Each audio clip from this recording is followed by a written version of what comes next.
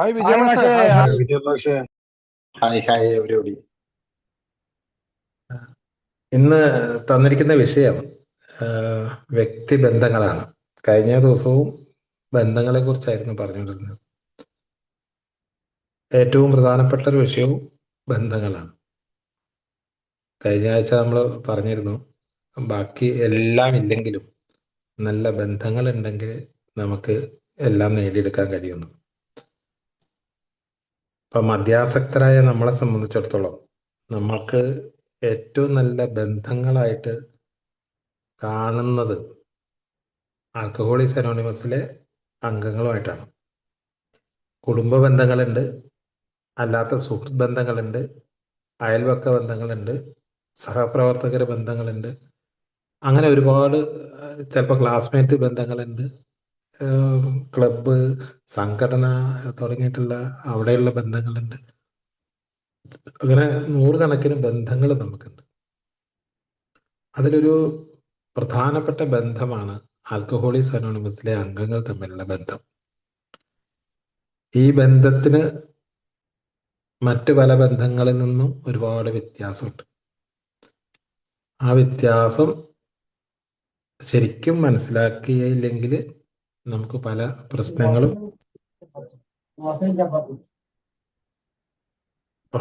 ഉണ്ടാവാനുള്ള സാധ്യതയുണ്ട്. ഇതിനെക്കുറിച്ച് പഠിക്കുക എന്നുള്ളത് നല്ലൊരു വിഷയമാണ്. എന്തൊക്കെയാണ് ആൽക്കഹോളിക്സ് അനോണിമസിലെ ബന്ധങ്ങൾ? അതിന് ഈ ബന്ധത്തെക്കുറിച്ച് ആദ്യം ഒന്ന് വിശദീകരിക്കാം. നമ്മുടെ ഒരു എമ്പളം ഉണ്ടല്ലോ, ആൽക്കഹോളിക്സ് അനോണിമസിന്റെ എമ്പളം, ഒരു ത്രികോണം. ആ ത്രികോണത്തിന് ഒരു വൃത്തത്തിന്റെ അകത്താണ് ആ ത്രികോണം. ആ ത്രികോണത്തിന് 3 വശങ്ങളുണ്ട്: ഐക്യം, സേവനം, മോചനം. അതാണ് ആ 3 വശങ്ങളെ കുറിച്ച് പറയുന്നത്. ഞാൻ അതിനെ തന്നെ മറ്റൊരു രൂപത്തിൽ, ഇതിന്റെ ബന്ധങ്ങളെ കുറിച്ച് അതിനെ തന്നെ മറ്റൊരു രൂപത്തിൽ പറയുകയാണെങ്കിൽ, ഇതില് ഒരു മൂല, ത്രികോണത്തിന്റെ ഒരു മൂലയ്ക്ക്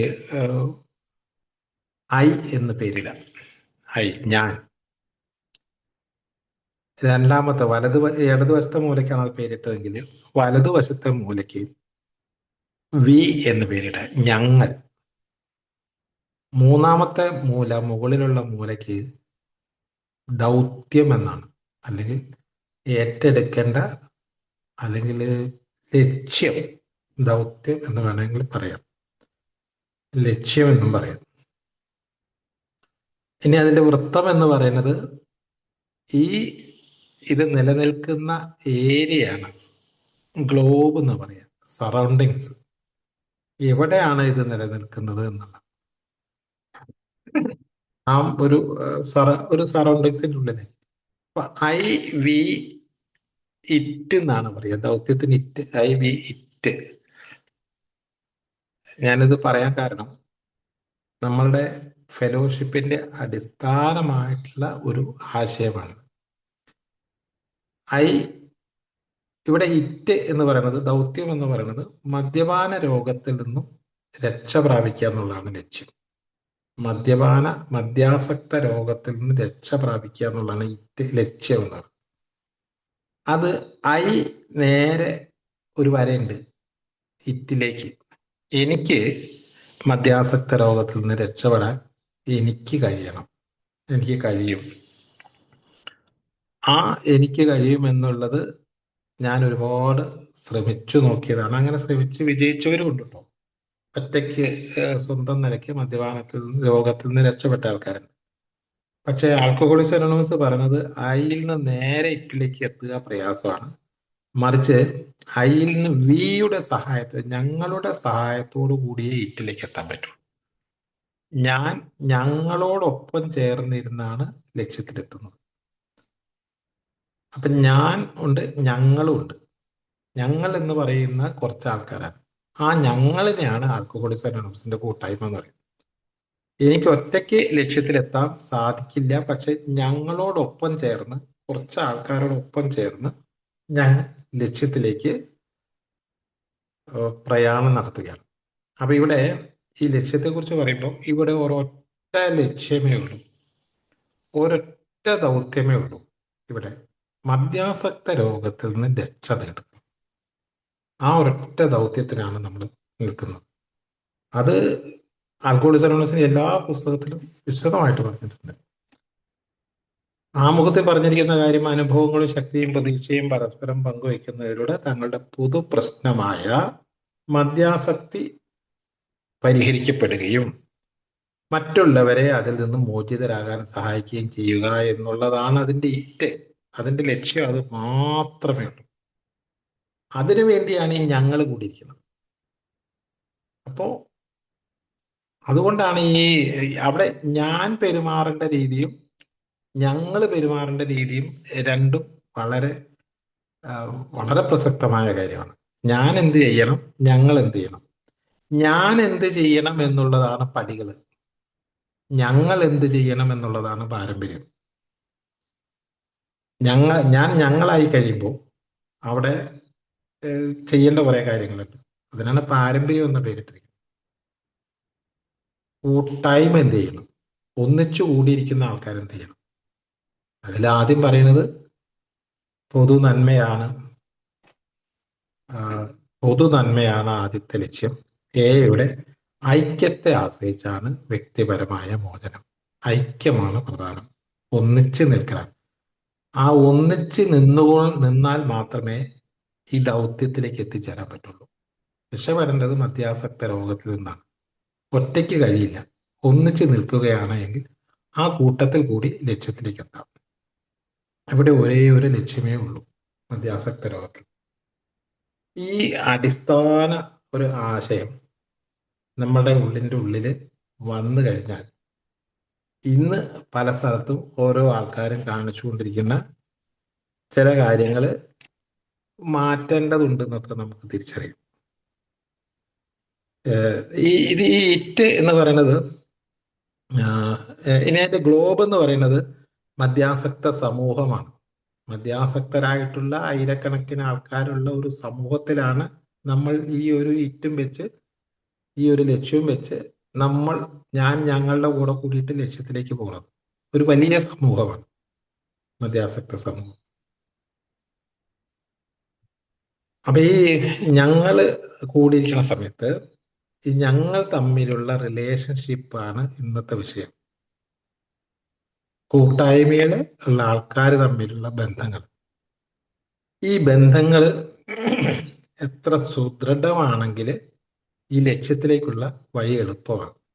പക്ഷെ ബന്ധങ്ങളുടെ വിള്ളലുകൾ വന്ന് ലക്ഷ്യത്തിലെത്താൻ പ്രയാസം. അപ്പൊ ഈ ബന്ധങ്ങൾ നിലനിർത്തേണ്ടത് എൻ്റെ ആവശ്യമാണ്. കാരണം എൻ്റെ മദ്യാസക്ത രോഗത്തിൽ നിന്ന് ഞാൻ രക്ഷപ്പെടാനാണ് അവിടെ പോയിരിക്കുന്നത്. അതുകൊണ്ട് കൂട്ടായ്മ നിലനിൽക്കൽ എൻ്റെ ആവശ്യമാണ്. കൂട്ടായ്മയ്ക്ക് വേണ്ടിയല്ല ഞാൻ, എനിക്ക് വേണ്ടിയാണ് കൂട്ടായ്മ. അപ്പൊ ഞാൻ അവിടെ ചെന്ന് ആ കൂട്ടായ്മയിലായിരിക്കുമ്പോൾ കൂട്ടായ്മയ്ക്ക് വേണ്ടി ഞാൻ ചെയ്യുന്ന കാര്യങ്ങൾ കൂട്ടായ്മയെ വളർത്താൻ ഉതകുന്നതായിരിക്കണം. കൂട്ടായ്മയെ തകർക്കാനിടയുള്ളതാവരുത്. അതെന്തൊക്കെയാണ്? കൂട്ടായ്മയെ വളർത്തുകയാണ് വേണ്ടത്, അല്ലാതെ കൂട്ടായ്മയെ തളർത്തുകയല്ല ചെയ്യേണ്ടത്. അപ്പൊ ആ ബന്ധം എങ്ങനെയുള്ളതാണെങ്കിലാണ് ആ കൂട്ടായ്മ വളരുക? ആ ബന്ധം സൗഹൃദ ബന്ധമാണ്, തികച്ചും ഒരു സൗഹൃദമല്ല. സൗഹൃദത്തിന് പല ആംഗിളുകളുണ്ട്. നമുക്ക് സൗഹൃദത്തിന് പല പല കൂട്ടായ്മകളുണ്ട്. സൗഹൃദ കൂട്ടായ്മകൾ വേറെ ഇഷ്ടം പോലെയുണ്ട്.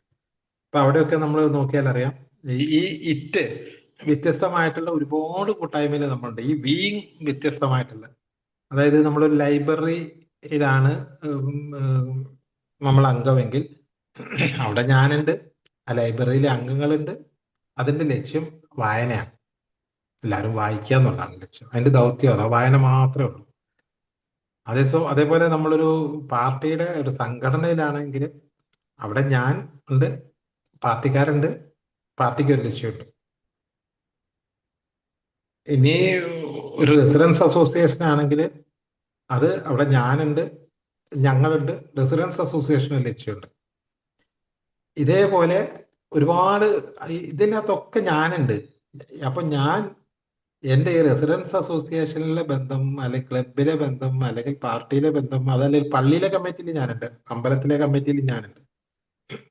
അവിടെ ചെല്ലുമ്പോൾ ഞാനും ഉണ്ട്, അമ്പല കമ്മിറ്റിക്കാരുണ്ട്, അമ്പലത്തിലെ ഭക്തിപരമായ കാര്യങ്ങളാണ് നമ്മുടെ ലക്ഷ്യം. അപ്പൊ ഓരോ കൂട്ടായ്മയ്ക്കും ഓരോ ലക്ഷ്യങ്ങളാണുള്ളത്. ഒരു കൂട്ടായ്മയുടെ ലക്ഷ്യം മറ്റൊരു കൂട്ടായ്മയിലേക്ക് വലിച്ചെറിക്കാൻ പാടില്ല. അതായത് ഇവിടെ ഈ പല സ്ഥലങ്ങളിൽ പ്രവർത്തിക്കുന്ന ഞാൻ, ആ, പല മേഖലയിൽ പ്രവർത്തിക്കുന്ന ഞാൻ, ഇതൊന്നും ആൽക്കഹോളിക്സ് അനോണിമസിന്റെ കൂട്ടായ്മയിൽ വരുമ്പോൾ ഇല്ല. അവിടെ അയാള്, ഞാനിപ്പോൾ ഒരു ഹെഡ് മാഷാണെന്നോ, അതല്ലെങ്കിൽ ഞാൻ ഇന്ന് കോൺഗ്രസ്സുകാരനാണെന്നോ, അതല്ലെങ്കിൽ ഞാനൊരു ഹിന്ദു ആണെന്നോ, അതല്ലെങ്കിൽ ഞാൻ ഇന്നൊരു എന്താ പറയുക ക്ലബിലെ മെമ്പർ ആണെന്നോ, ഇതൊന്നും അവിടെ ബാധകമല്ല. അവിടെ ആകെ ബാധകമുള്ള ഒറ്റ കാര്യമുള്ളൂ, മധ്യാസക്തൻ എന്നുള്ള ഒറ്റ ലേബൽ മാത്രമേ ഉള്ളൂ. ബാക്കിയുള്ള എല്ലാത്തിലും എല്ലാവരും വ്യത്യസ്തരാണ്. അപ്പൊ അവിടെ വന്നിരിക്കുന്ന ആൾക്കാരുടെ ഒരു രീതി എന്ന് പറയുന്നത് വ്യത്യസ്ത സമൂഹങ്ങളിൽ നിന്ന് വന്നു പെട്ടിട്ടുള്ള ആൾക്കാരാണ്. ഒരു പക്ഷേ ഇതിൻ്റെ അകത്തുള്ള ആൾക്കാരെ സംബന്ധിച്ച് മിക്കവാറും പല രാജ്യങ്ങളിൽ നിന്ന് വന്നു പെട്ടിട്ടുള്ള ആൾക്കാരായിരിക്കും, പല സമൂഹങ്ങളിൽ നിന്ന് വന്നു പെട്ടിട്ടുള്ള ആൾക്കാർ. അവര് തമ്മിൽ സൗഹൃദം നിലനിൽക്കുന്നുണ്ട്, വലിയ സൗഹൃദമുണ്ട്. ഈ സൗഹൃദം മദ്യാസക്ത രോഗത്തിൽ നിന്ന് രക്ഷപ്പെടാൻ വേണ്ടി മാത്രമുള്ള സൗഹൃദമേ ഇവിടെയുള്ളൂ. ഇവിടെ ബാക്കിയുള്ള എല്ലാതരം സൗഹൃദം ഇവിടെ ഉണ്ടെന്ന് വിചാരിക്കാനും പാടില്ല. അതുകൊണ്ട് തന്നെ ഈ മറ്റുള്ളവരിൽ നിന്ന് ഞാൻ എന്ത് പ്രതീക്ഷിക്കുന്നു എന്ന് ചോദിച്ചാൽ, ആ പ്രതീക്ഷിക്കാൻ പാടില്ലാത്തത് ഉണ്ട്. പ്രതീക്ഷിക്കാൻ പാടില്ലാത്തത് സാമ്പത്തിക സഹായം പ്രതീക്ഷിക്കാൻ പാടില്ല, ചോദിക്കാനും പാടില്ല, കൊടുക്കാനും പാടില്ല. അതുപോലെ തന്നെ തകരാറിലായ ബന്ധങ്ങളെ പുനഃസ്ഥാപിക്കാൻ വേണ്ടിയിട്ട് ഇതിലുള്ള ആൾക്കാര് വന്ന് സഹായിക്കേണ്ടതായ കാര്യമില്ല. പണം കടം കൊടുക്കുക, ജോലി ഇല്ലെങ്കിൽ ജോലി വാങ്ങിച്ചു കൊടുക്കേണ്ട പരിപാടിയും ഈ കൂട്ടായ്മയ്ക്കില്ല. അങ്ങനെ അയാളുടെ വ്യക്തിപരമായ നൂറുകണക്കിന് പ്രശ്നങ്ങളുണ്ട്. ഒരു മദ്യാസക്തനെ സംബന്ധിച്ചിടത്തോളം അയാൾ മദ്യപാനത്തിൽ നിന്ന് മാറി നിന്ന് കഴിയുന്ന സമയത്തുണ്ടാകുന്ന നൂറുകണക്കിന് പ്രോബ്ലങ്ങളുണ്ട്. ഈ പ്രോബ്ലങ്ങളെല്ലാം പരിഹരിക്കുന്ന സ്ഥലമല്ല ആൽക്കഹോളിക്സ് അനോണിമസിന്റെ മീറ്റിംഗ്. ആൽക്കഹോളിക്സ് അനോണിമസ് ചെയ്യുന്നത് ഇതെല്ലാം പരിഹരിക്കാൻ ആവശ്യമായ ഒരു മാനസിക ശക്തി പ്രദാനം ചെയ്യലാണ്. എൻ്റെ പ്രശ്നം പരിഹരിക്കേണ്ടത് ഞാൻ തന്നെയാണ്. അതിന് തടസ്സമായി നിൽക്കുന്നത് ഒരു മദ്യാസക്ത രോഗമുണ്ട്. ആ രോഗത്തിന് പരിഹാരം ആൽക്കഹോളിക്സ് അനോണിമസിൽ കിട്ടും. അത് പരിഹരിച്ചു കഴിഞ്ഞാൽ പിന്നീടുള്ള എൻ്റെ കാര്യങ്ങളെല്ലാം തന്നെ ഞാൻ ഒറ്റയ്ക്കാണ് പരിഹരിക്കേണ്ടത്. എനിക്കത് ഒറ്റയ്ക്കെന്നല്ല, എനിക്കതിന് വേറെ പല ആൾക്കാരെ കൂട്ടാം. ആൽക്കഹോളിക്സ് അനോണിമസിലെ അംഗങ്ങൾ അതിന് ബാധ്യതയില്ല, ചോദിക്കാനും പാടില്ല. ഒരു ഉദാഹരണത്തിന് സാമ്പത്തികമായി പ്രശ്നങ്ങൾ ഉണ്ടെന്ന് കരുതുക. അപ്പൊ ഈ ആൽക്കഹോളിക്സ് അനോണിമസ് വരുമ്പോൾ നല്ല സൗഹൃദമാണല്ലോ. അപ്പൊ എല്ലാവരും പല ആൾക്കാരും വിചാരിച്ചിരിക്കുന്നത് ഇത് നല്ല കമ്പനിയാണ്, എല്ലാവരും തമ്മിൽ ഭയങ്കര ബന്ധങ്ങളാണ്. അപ്പൊ എനിക്ക് കുറച്ച് പൈസ ചോദിക്കാമല്ലോ, എനിക്ക് ഇങ്ങനെ പ്രശ്നങ്ങളുണ്ട്, പൈസ തരിക. അതുപോലെ തന്നെ ടൂറ് പോവുക, യാത്ര പോവുക, അതുപോലെ തന്നെ ഒരുപാട് പരിപാടികൾക്കൊക്കെ ഒന്നിച്ചു പോകാൻ പറ്റുന്ന ഒരു കൂട്ടായ്മയാണെന്ന് വിചാരിക്കുന്നവരുണ്ട്. അങ്ങനെ ഒരു സംഗതി ഇതിൻ്റെ അകത്ത് വന്നാൽ അത് പലപ്പോഴും നെഗറ്റീവായിട്ട് മാറും. അതുകൊണ്ടാണ് പറയുന്നത് ഇത് അത്തരം ഒരു സംഗതിയിലേക്കൊന്നും ഇത് വിപുലീകരിക്കാൻ പാടില്ല. മാത്രമല്ല, ഈ ആൽക്കഹോളിക്സ് അനോണിമസിലെ അംഗങ്ങൾ മാത്രമേ ഇതിൻ്റെ അകത്തുള്ളൂ, അല്ലനോണില്ല. അവരുടെ അല്ലനോൺകാരും ഇതിൻ്റെ അകത്ത് ബന്ധമില്ല. അതുകൊണ്ട് തന്നെ ഈ അല്ലനോൺകാരുമായിട്ടും ബന്ധം ഉണ്ടാക്കാൻ പാടില്ല. മറ്റുള്ള ആൾക്കാരുടെ അല്ലനോണുമായിട്ടും ബന്ധം ഉണ്ടാക്കാൻ പാടില്ല. ഇനി ലോഹ്യം പറയുകയും ചിരിക്കുകയും വർത്താനം പറയുകയും ചെയ്യുക എന്നുള്ള ഒരു സംഗതി വേണ്ടെന്നല്ല ഞാൻ ഉദ്ദേശിച്ചത്. അവര് തമ്മിലുള്ള നമ്മൾ ഒരു വിചാരിക്കുന്ന പോലുള്ള ഒരു വലിയ സൗഹൃദത്തിന് ആൽക്കഹോളിക്സ് അനോണിമസിന്റെ കൂട്ടായ്മ ആഹ്, എന്താ പറയാ, ഉപയോഗപ്പെടുത്താൻ പാടില്ല. അല്ലാതെ ഈ പറഞ്ഞ ആൾക്കാർ തമ്മിലുള്ള ബന്ധങ്ങൾ ഉണ്ടാവാം. അല്ലാതെ ആൽക്കഹോളിക്സ് അനോണിമസ് അല്ലാതെ തന്നെ ഇപ്പൊ പേഴ്സണലായിട്ട് ബന്ധങ്ങളുള്ള എത്രയോ ആൾക്കാരുണ്ട്. ഇപ്പൊ ഞാൻ എൻ്റെ വേനപ്പാറയിലെ ഗ്രൂപ്പില് വന്നിട്ടുള്ള ആൾക്കാരെല്ലാവരും തന്നെ നേരത്തെ എല്ലാ കുടുംബങ്ങളുമായിട്ടും നല്ല ബന്ധമുള്ള അവിടെയൊക്കെ പോയിട്ട് ഭക്ഷണം കഴിക്കുന്നതായിരുന്നു നേരത്തെ എല്ലാ ആഘോഷങ്ങൾക്കും അവിടെ വീട്ടുകാരും ആയിട്ട് നല്ല ബന്ധമുള്ളത്. ആ ബന്ധം ആൽക്കഹോളിക്സ് അനോണിമസിൽ വന്നപ്പോഴും അവരുമായിട്ട് നിലനിൽക്കുന്നുണ്ട്. അത് നേരത്തെയുള്ള ബന്ധമാണ്, അല്ലാണ്ട് ആൽക്കഹോളിക്സ് അനോണിമസിൽ വന്നതിന് ശേഷമുള്ള ബന്ധമല്ല. ആൽക്കഹോളിക്സ് അനോണിമസിലേക്ക് വന്നതിന് ശേഷം ഈ തരം ബന്ധങ്ങളിലേക്ക് നമ്മൾ അധികം പോകുന്നില്ല. ഞാനൊരു എക്സാമ്പിൾ പറഞ്ഞാല്, നമ്മളൊരു ഡോക്ടറെ അടുത്ത് പോയാല് ഡോക്ടർ നമ്മളുടെ രോഗം മാറാനുള്ള എല്ലാ മരുന്നുകളും തരും, നിർദ്ദേശങ്ങളും തരും. ആ ഡോക്ടർ ഒരിക്കലും എൻ്റെ സാമ്പത്തിക പ്രശ്നം കൈകാര്യം ചെയ്യല. എൻ്റെ പിണങ്ങിപ്പോയ ഭാര്യയെ കൂട്ടിക്കൊണ്ടുവരാൻ വേണ്ടിയിട്ട് ആ ഡോക്ടർ മെനക്കെടൂല. എനിക്ക് എന്താ പറയാ, എവിടേക്കെങ്കിലും പോവാൻ ഡോക്ടർ കൂടെ വരില്ല, ഒന്നും വരില്ല. ഡോക്ടർ എനിക്ക് ആകെ തരുന്നത് ഏഹ്, എൻ്റെ രോഗം മാറാനുള്ള നിർദ്ദേശങ്ങളും അതിനെ പറ്റി വേണ്ട മരുന്നുകളും മാത്രമാണ് തരിക. അല്ലാണ്ട് ഡോക്ടർ കുടുംബമായിട്ട് എനിക്ക് വലിയ ബന്ധമില്ല. ഏകദേശം ഇതേപോലെ തന്നെയാണ് ആൽക്കഹോളിക്സ് അനോണിമസ്. ഇത് നമ്മൾ പോകുന്നത് സുഹൃത്ത് ബന്ധം ഉണ്ടാക്കാനല്ല, പോകുന്നത് മദ്യാസക്ത രോഗം എന്ന് പറയുന്ന മാറാ രോഗത്തിൽ ചികിത്സയ്ക്കാണ് പോകുന്നത്. ഒരു ട്രീറ്റ്മെന്റ് സെന്റർ ആണ് ശരിക്കും ആൽക്കഹോളിക്സ് അനോണിമസിന്റെ മീറ്റിംഗ്. ആ മീറ്റിംഗിൽ പോയിരുന്ന് എങ്ങനെയാണ് ഇതിന്റെ ചികിത്സ എന്ന് വെച്ചാൽ ആ, മാനസിക മാറ്റം സംഭവിക്കും. ശാരീരികമായ ഒരു രോഗത്തോടൊപ്പം തന്നെ മാനസികമായ രോഗമാണ്, വൈകാരിക രോഗമാണ്, ആത്മീയ രോഗമാണെന്നൊക്കെ നമുക്കറിയാം. അപ്പോൾ വൈകാരിക രോഗത്തിനും ഈ ആത്മീയ രോഗത്തിനും മാനസിക രോഗത്തിനും ചികിത്സ എന്ന് പറയുന്നത് മനസ്സ് മാറ്റുക എന്നുള്ളത്. ഈ ശാരീരിക രോഗത്തിനുള്ള ചികിത്സ എന്ന് പറയുന്നത് മനസ്സ് മാറ്റുക എന്നുള്ളത്. ശാരീരിക രോഗത്തിന് മാറേണ്ട മനസ്സെന്ന് പറയുന്നത് മദ്യം യോജിക്കാത്ത ഒരു ശരീരമാണ് എൻ്റെത് എന്നുള്ള ഒരു മാനസിക മാറ്റം വരണം. എൻ്റെ ശരീരത്തെക്കുറിച്ച് നല്ല ഒരു ബോധം, ശരീരത്തെക്കുറിച്ച് ഇതേപോലെ എൻ്റെ വികാരങ്ങളെക്കുറിച്ച് എനിക്ക് ബോധം ഉണ്ടാവണം. അതുപോലെ തന്നെ എൻ്റെ ആത്മീയത, എൻ്റെ സൽക്കർമ്മങ്ങളെക്കുറിച്ച് എനിക്ക് ബോധം ഉണ്ടാവണം. ഞാൻ നല്ലതാണോ പറയുക, നല്ലത് പറയുക, നല്ലത് ചെയ്യുക, ഇതാണോ ഞാൻ ചെയ്യുന്നത്. നല്ലത് മീൻസ് ഞാൻ ചെയ്യുന്ന ഒരു കാര്യം മറ്റൊരാൾക്ക് ബുദ്ധിമുട്ടാവാത്ത കാര്യങ്ങൾ, മറ്റാൾക്കാർക്കും കൂടി യോജിക്കുന്ന കാര്യങ്ങളാണ് നല്ലതെന്ന് പറയുന്നത്. ആ അത്തരം ചെയ്യുന്ന കാര്യങ്ങളെയാണ് ആത്മീയത ഉള്ള കാര്യങ്ങൾ എന്ന് പറയുന്നത്. അപ്പോൾ ഒരു ഞാൻ ചെയ്യുമ്പോൾ അത് മറ്റൊരാൾക്ക് ഉപദ്രവമാവാത്ത, എന്നാൽ മറ്റൊരാൾക്ക് സ്വീകാര്യമായിട്ടുള്ള രീതിയിൽ ഞാൻ ചെയ്യുമ്പോൾ ചെയ്യാൻ നമ്മൾ വളരേണ്ടതുണ്ട്. അതേപോലെ മാനസിക മാറ്റം വരേണ്ടതുണ്ട്. ചിന്തകൾ, ഈ ആ ചിന്തകൾ മാറുക എന്ന് പറയുന്നത് എളുപ്പമല്ല. അവിടെയാണ് ആ ചിന്തയെ മാറ്റിയെടുക്കാൻ, അല്ല, നമ്മുടെ മോശപ്പെട്ട ചിന്താഗതികൾ, ചിന്തയെ മാത്രമല്ല ചിന്താഗതികൾ, കാഴ്ചപ്പാട്, സംസ്കാരം, വിശ്വാസങ്ങൾ, ഇതൊക്കെ നമ്മുടെ ഉള്ളിലുണ്ട്. അപ്പൊ ഈ പറഞ്ഞ സാധനങ്ങളൊക്കെ നമ്മുടെ ഉള്ളിൽ എന്നാണ് ഉണ്ടായതെന്ന് ചോദിച്ചാൽ അത് മദ്യപാന കാലത്ത് മാത്രമല്ല ഉണ്ടായിട്ടുള്ളത്, അതിന് മുമ്പേ തുടങ്ങിയിട്ട് ജനിച്ചപ്പം മുതലേ നമ്മൾ രൂപീകരിച്ചതാണ് നമ്മുടെ മനസ്സിന്റെ ആ പ്രവർത്തനം.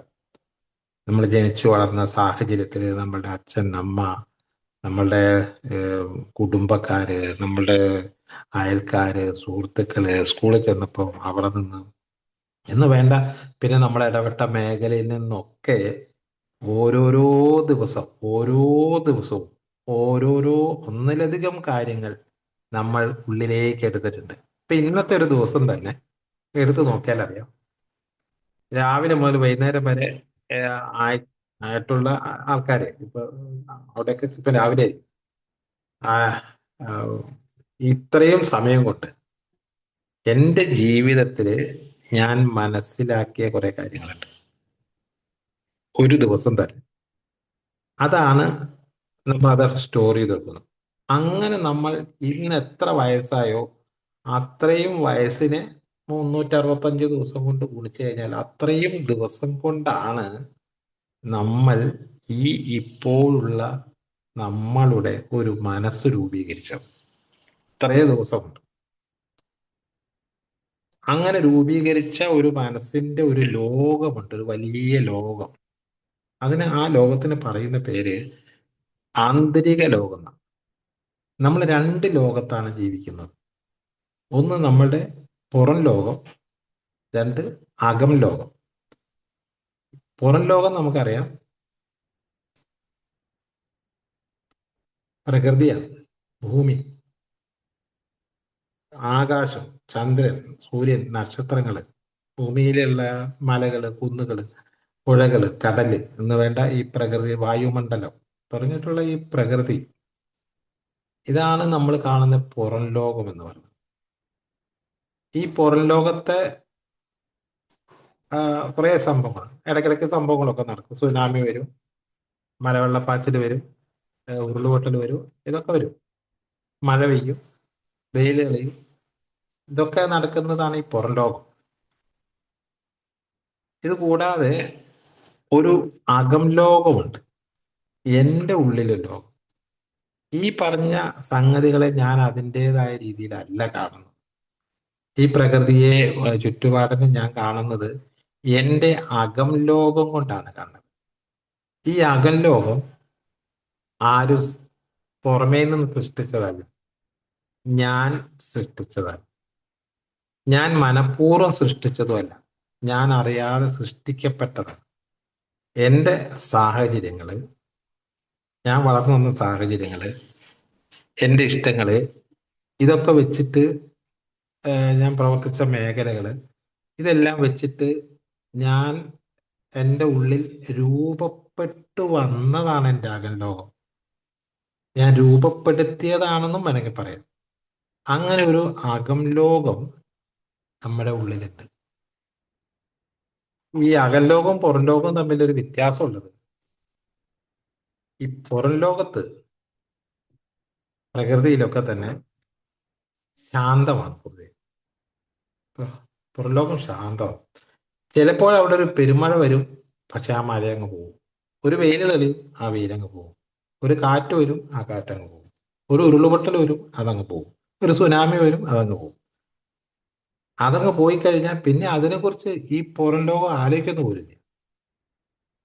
അത് ചിലപ്പം വരും, അതങ്ങോട്ട് കഴിയും. പിന്നെ വെയിൽ തെളിയും, ഒരു മഴ വരും, ആ മഴ പെയ്യും, മഴ അങ്ങ് പോകും. പിന്നെ അടുത്ത വെയിൽ തെളിയും. അപ്പൊ ഈ അതായത് ആ സംഭവിക്കുന്ന സമയത്ത് മാത്രമേ അതുള്ളൂ. അത് നൂറ്റാണ്ടുകളായിട്ട് ആ പുറം ലോകം അതങ്ങനെ തന്നെ നിൽക്കുകയും ചെയ്യുന്നുണ്ട്.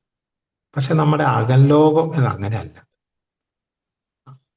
അത് നമ്മൾ ചെറുപ്പം മുതലേ ഉണ്ടാക്കി വെച്ച അല്ലെങ്കിൽ സൃഷ്ടിച്ച കുറേ ഓരോ ദിവസവും മനസ്സിലാക്കിയ കാര്യങ്ങൾ, പഠിച്ച കാര്യങ്ങൾ, എടുത്ത തീരുമാനങ്ങൾ,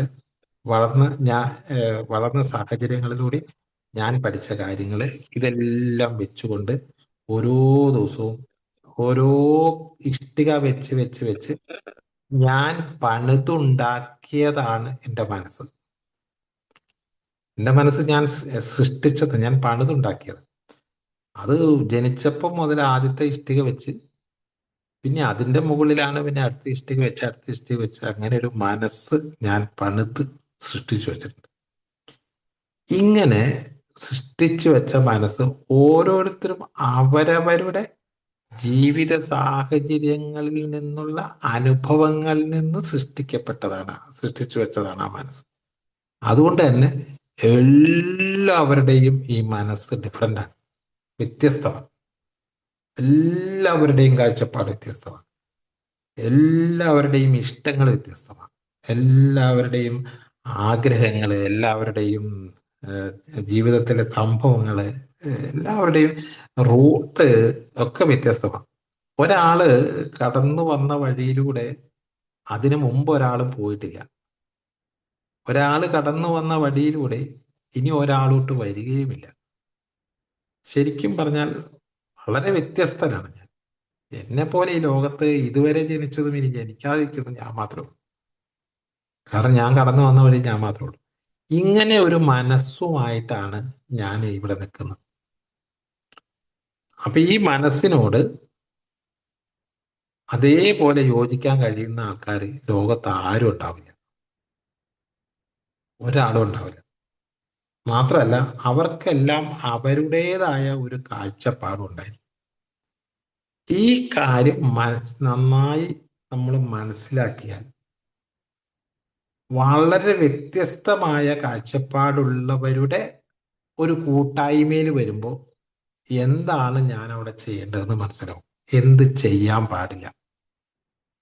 ഞാൻ എൻ്റെ ഇഷ്ടങ്ങളും എൻ്റെ കാഴ്ചപ്പാടുകളും ഈ സംഗതികളുമെല്ലാം ഞാൻ നിർബന്ധം പിടിച്ച് മറ്റുള്ളവരുടെ മേലെ അത് നടപ്പിലാക്കാൻ ശ്രമിച്ചാൽ അത് വമ്പം പരാജയമായിരിക്കും. എൻ്റെ ഇഷ്ടങ്ങൾ ആർക്കും ഇല്ലല്ലോ, എൻ്റെ കാഴ്ചപ്പാടും ആർക്കും ഇല്ലല്ലോ. മാത്രമല്ല, അവർക്കൊക്കെ വേറെ വേറെ കാഴ്ചപ്പാടും ഉണ്ടല്ലോ. അപ്പൊ അവർക്ക് എന്ത് വേണം എന്നുള്ളത് അവരാണ് തീരുമാനിക്കേണ്ടത്, ഓരോരുത്തർക്കും. അതുകൊണ്ടാണ് ആൽക്കഹോളിക്സ് അനോണിമസിൽ ഉപദേശങ്ങളില്ല, ക്ലാസ്സുകളില്ല, അങ്ങനെ ഒന്നും ആൽക്കഹോളിക്സ് അനോണിമസ് ഇല്ല. ഷെയറിങ് മാത്രമാണ്, പങ്കുവയ്ക്കൽ. അതായത് അവനവനെ കുറിച്ച് പങ്കുവയ്ക്കുക. അങ്ങനെ പങ്കുവയ്ക്കുമ്പോൾ മറ്റുള്ള ആൾക്കാർ അത് കേൾക്കുമ്പോൾ ആവശ്യമുള്ളത് മാത്രം എടുക്കുക. ബൊഫേ പോലെയാണ്. വിളമ്പി കൊടുക്കുക, വിളമ്പി വെക്കുക. അത് ആർക്കാണോ വേണ്ടത്, ഏതാണോ വേണ്ടത്, അതെടുത്ത് അവർ പോവുക. അങ്ങനെയുള്ളതാണ് ഈ കൂട്ടായ്മ. ബൊഫേ സിസ്റ്റമാണ്. അല്ലാതെ ഇവിടെ കൊച്ചു കുട്ടികളെ ഭക്ഷണം കൊടുത്ത് തീറ്റിക്കുന്ന പോലെ ഉള്ള പരിപാടികളൊന്നുമില്ല. നിർബന്ധം പറഞ്ഞിട്ട് ഒരു ഉണ്ടാക്കി വെച്ച സാധനങ്ങൾ എടുത്ത് തീറ്റിക്കുന്ന പരിപാടി കൊച്ചു കുട്ടികളെ എടുത്ത് അമ്മമാർ ചെയ്യുന്ന പണിയല്ല ഇവിടെ. ഇവിടെ ഇഷ്ടംപോലെ സാധ്യതകൾ, പല ആൾക്കാരുടെയും ഷെയറിങ് പലതരം വിഭവങ്ങളായിട്ട് എടുക്കുകയാണെങ്കിൽ അതിൽ എനിക്ക് വേണ്ട വിഭവം മാത്രം ഞാൻ എടുത്ത് അത് മുറുകെ പിടിച്ച് ഞാൻ അന്ന് വീട്ടിലേക്ക് പോവുകയും ചെയ്യും. ആ ഭക്ഷണം കഴിച്ച് ഞാൻ പോവുകയും ചെയ്യും. അപ്പം അതുപോലെ അത്രമാത്രം വ്യത്യസ്തരായിട്ടുള്ള കാഴ്ചപ്പാടുകളും അനുഭവങ്ങളും എല്ലാം വ്യത്യസ്തരായിട്ടുള്ള ആൾക്കാർ ഒന്നിച്ചു കൂടുന്നത് എന്തിനു വേണ്ടിയാണ്? ഒറ്റ കാര്യമുള്ളൂ, മദ്യാസക്ത രോഗത്തിൽ നിന്നും മോചിതരാകും.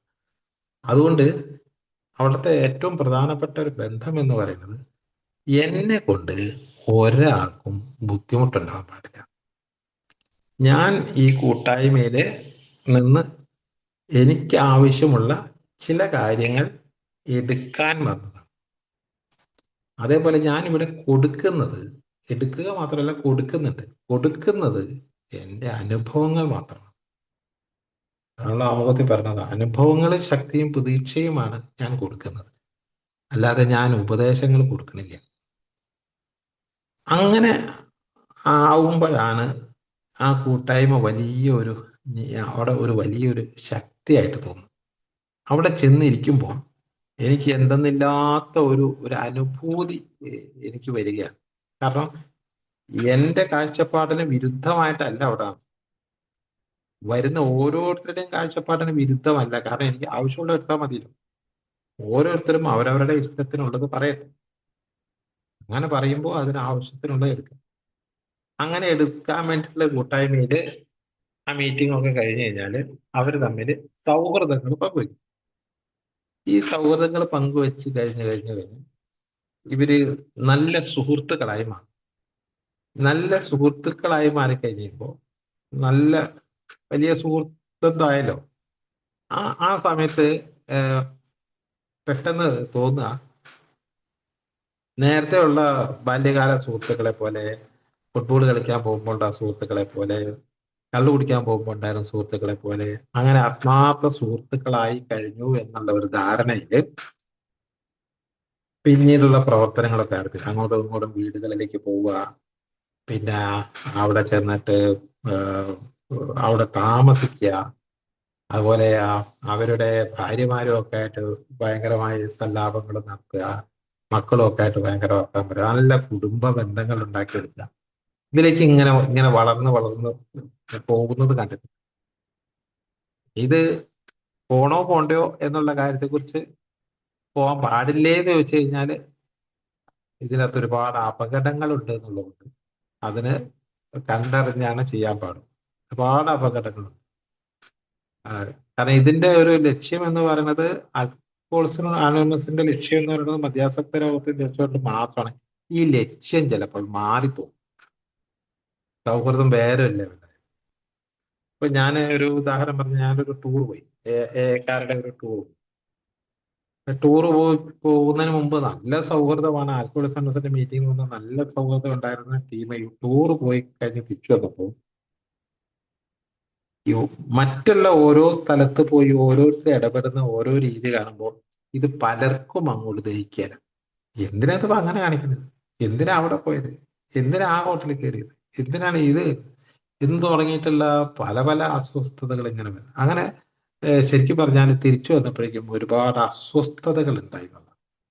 നല്ല സൗഹൃദമുള്ള കൂട്ടായ്മ ആയതുകൊണ്ടാണ് ടൂർ പോകാൻ തീരുമാനിച്ചത്. പക്ഷെ ടൂർ പോയി കഴിഞ്ഞ് തിരിച്ചു വന്നപ്പോൾ അസ്വസ്ഥത, പലരും തമ്മിൽ അസ്വസ്ഥത ഉണ്ടായിരുന്നു. അതിന്റെ കാരണം, ഈ ടൂർ പോയി കഴിഞ്ഞപ്പോൾ പല മേഖലകളിൽ ഇടപെടേണ്ടി വന്നു. ഈ പല മേഖലകളിൽ ഇടപെടേണ്ടി വരുമ്പോൾ എല്ലാവരും വ്യത്യസ്ത കാഴ്ചപ്പാടുള്ളവരായതുകൊണ്ട് അവരവരുടെ കാഴ്ചപ്പാട് അനുസരിച്ച് നടത്താൻ വേണ്ടിയിട്ടുള്ള ശ്രമം നടത്തി. ഞാൻ പറയുന്ന പോലെ നടക്കണം എന്നുള്ള ചിന്ത വന്നപ്പോൾ അസ്വാസ്ഥ്യമുണ്ട്. ഈ അസ്വാസ്ഥ്യത വന്നു കഴിഞ്ഞാൽ അത് ഈ കൂട്ടായ്മയുടെ ശക്തിയെ അത് ബാധിക്കും. അതുകൊണ്ടാണ് ഈ കൂട്ടായ്മ എന്ന് നിലനിൽക്കണം, അത് ശക്തമായി നിലനിൽക്കണം എന്നുണ്ടെങ്കിൽ മറ്റ് തരത്തിലേക്ക് ഇത് പോവാതിരിക്കുന്നതാണ് നല്ലത്. അങ്ങനെ പോയി എന്ന് വെച്ചിട്ട് അത് വലിയൊരു പ്രശ്നമാണെന്നല്ല. വളരെ അപൂർവമായ ഒരേ മനസ്സുള്ള, ഒരേ താല്പര്യങ്ങളുള്ള ആൾക്കാർ ഉണ്ടാവുക എന്നുള്ളത് വളരെ വിരളമാണ്.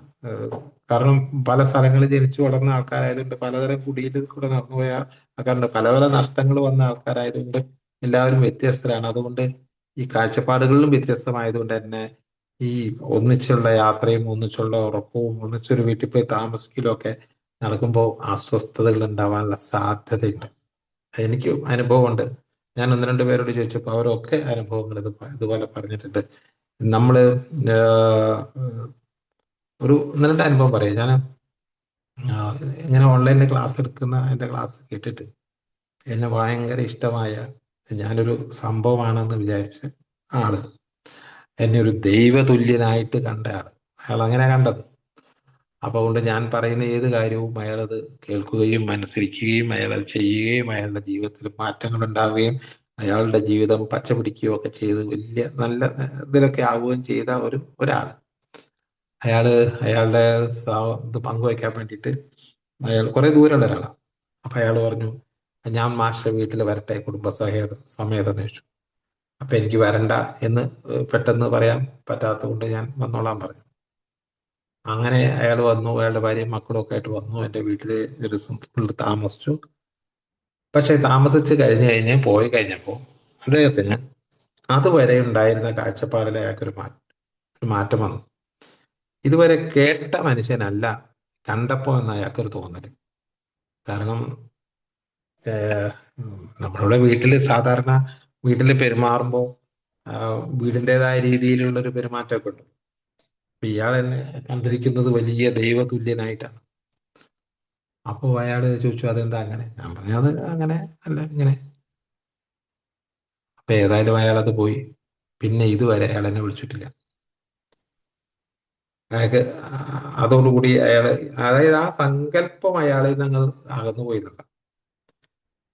ദൂരെ ഇത് കേട്ടു മാത്രം പരിചയമുള്ളവരാണ്. അപ്പൊ ഇതേപോലെ നമ്മളെ ആൽക്കോളിസ് അനോണിമസിന്റെ മീറ്റിങ്ങിലൂടെ കണ്ട് പരിചയപ്പെട്ട് അവിടെ നിന്ന് നമ്മൾ വളരെ നല്ല ബന്ധമായ ഒരാളെ അയാളുടെ വീട്ടിൽ ചെന്ന് കഴിഞ്ഞാൽ ചിലപ്പോൾ ഈ ഇവിടെ കാണുന്ന ആളായിരിക്കില്ല അവിടെ ചെല്ലുമ്പോൾ. നമുക്കറിയാം, നമ്മൾ ഈ പേഴ്സണാലിറ്റി എന്ന് പറഞ്ഞൊരു സാധനം ഉണ്ടല്ലോ. പേഴ്സണാലിറ്റി എന്ന് പറയുന്നത് പെർസോണയാണ്, മുഖംമൂടിയാണ്. നമ്മൾ ഒരു മനുഷ്യനാണ്, നമ്മുടെ ഉള്ളിൻ്റെ ഉള്ളിൽ ഒരു സംഗതി ഉണ്ട്. പക്ഷെ ഇത് വെച്ചുകൊണ്ട് നമ്മൾ ഓരോ സ്ഥലത്ത് ചെല്ലുമ്പോഴും ആ സ്ഥലത്തിനനുസരിച്ചുള്ള ഒരു ഒരു ഒരു രീതിയിലേക്ക് നമ്മളുടെ സ്വഭാവത്തെ കൊണ്ടുവരിക ചെയ്യാം.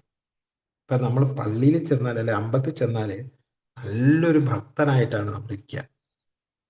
എന്നാൽ ഇയാൾ വീട്ടിൽ വന്നാലോ ഭക്തനല്ല. ഇയാളൊരു ക്ലബിൽ ചെന്നാലോ ഭക്തന്റെ ഒരു ലക്ഷണം അവിടെ കാണില്ല.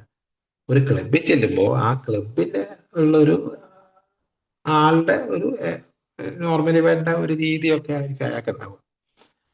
അതേപോലെ ഇയാള് ഒരു കുടുംബ സദസ്സിൽ ചെല്ലുമ്പോൾ അയാൾ ഒരു കുടുംബക്കാരൻ എന്ന നിലയിലുള്ള ഒരു സ്വഭാവമായിരിക്കും ഉണ്ടാവുക. അങ്ങനെ പെരുമാറണം. അപ്പോൾ ഓരോ സ്ഥലത്ത് ചെല്ലുമ്പോഴും നമ്മൾ യഥാർത്ഥത്തിൽ ഒരു ഒരു ഒരു പേഴ്സണാലിറ്റി, അതാണ് പേഴ്സണാലിറ്റി എന്ന് പറയുന്നത്. അതിനനുസരിച്ച് പെരുമാറാൻ നമ്മൾ ശ്രമിച്ച് മെച്ചപ്പെടുത്തി കൊണ്ടുപോകാം. നമ്മൾ വിചാരിക്കുന്നത് നമ്മൾ ലോകത്തുള്ള എല്ലായിടത്തും ഒരേപോലെ പെരുമാറുമെന്നാണ് വിചാരിക്കുന്നത്. ഒരിക്കലും അങ്ങനെ പെരുമാറാനും പാടില്ല. ഞാനിപ്പോ ഒരു ഹെഡ് മാഷായിരുന്നു. അവിടെ ചെന്നാൽ ഒരുപാട് അധ്യാപകരും ഒരുപാട് കുട്ടികളൊക്കെ ഉള്ള ഒരു സ്കൂളിൽ ഹെഡ് മാഷായിട്ടിരിക്കുമ്പോൾ അവിടെ കുറച്ച് അധികാരം കാണിക്കണം. മറ്റുള്ളവരോട് ചിലപ്പം കർശനമായിട്ട് പറയും. പിന്നെ അങ്ങനെ ഒരു മുഖഭാവമൊന്നും ചിലപ്പോൾ എപ്പോഴും ചിരിച്ചുകൊണ്ട് തമാശ പറയുന്നതായി. അതേസമയം വീട്ടിൽ വന്നാൽ ഈ ആ ഒരു ഭാവവും വീട്ടിലെടുക്കാൻ പറ്റില്ല. വീട്ടിൽ വേറെ ഒരു രൂപമായിരിക്കും. ഇതേ ഞാൻ തന്നെയാണ് ഞാൻ നേരത്തെ പറഞ്ഞ അമ്പലത്തിൽ പോയി കഴിഞ്ഞാൽ അവിടെ എടുക്കുന്ന ഭാവം ഞാൻ ഈ ഹെഡ് ഭാവം അവിടെ കൊണ്ടെടുക്കാൻ പറ്റും. ഈ വീട്ടിലെ ഭാവവും ഈ അമ്പലത്തിൽ കൊണ്ടെടുക്കാം. അതേപോലെ ഒരു സംഘടനയിൽ ചെന്ന് കഴിഞ്ഞാൽ എനിക്ക് ആ ഭാവം എടുക്കാൻ പറ്റും. അവിടെ ചെല്ലുമ്പോൾ അവിടെ ഒരു ഭാവം നമ്മൾ പ്രകടിപ്പിക്കട്ടെ. ഇങ്ങനെ ഏത് സ്ഥലത്ത് ചെല്ലുമ്പോഴും ആ സ്ഥലത്തിന് അനുയോജ്യമായ ഒരു ഭാവം നമ്മൾ പ്രകടിപ്പിക്കാൻ നമുക്ക് കഴിയണം. അതിനാണ് പേഴ്സണാലിറ്റി എന്ന് പറയുന്നത്. പെർസോണ, സന്ദർഭത്തിനനുസരിച്ച്. ചില ആൾക്കാർ വിചാരിച്ചിരിക്കുന്നത് ഒരാളെന്ന് പറയുന്നത് അയാൾ അങ്ങനെയാണ് എല്ലായിടത്തും അങ്ങനെയാണ്.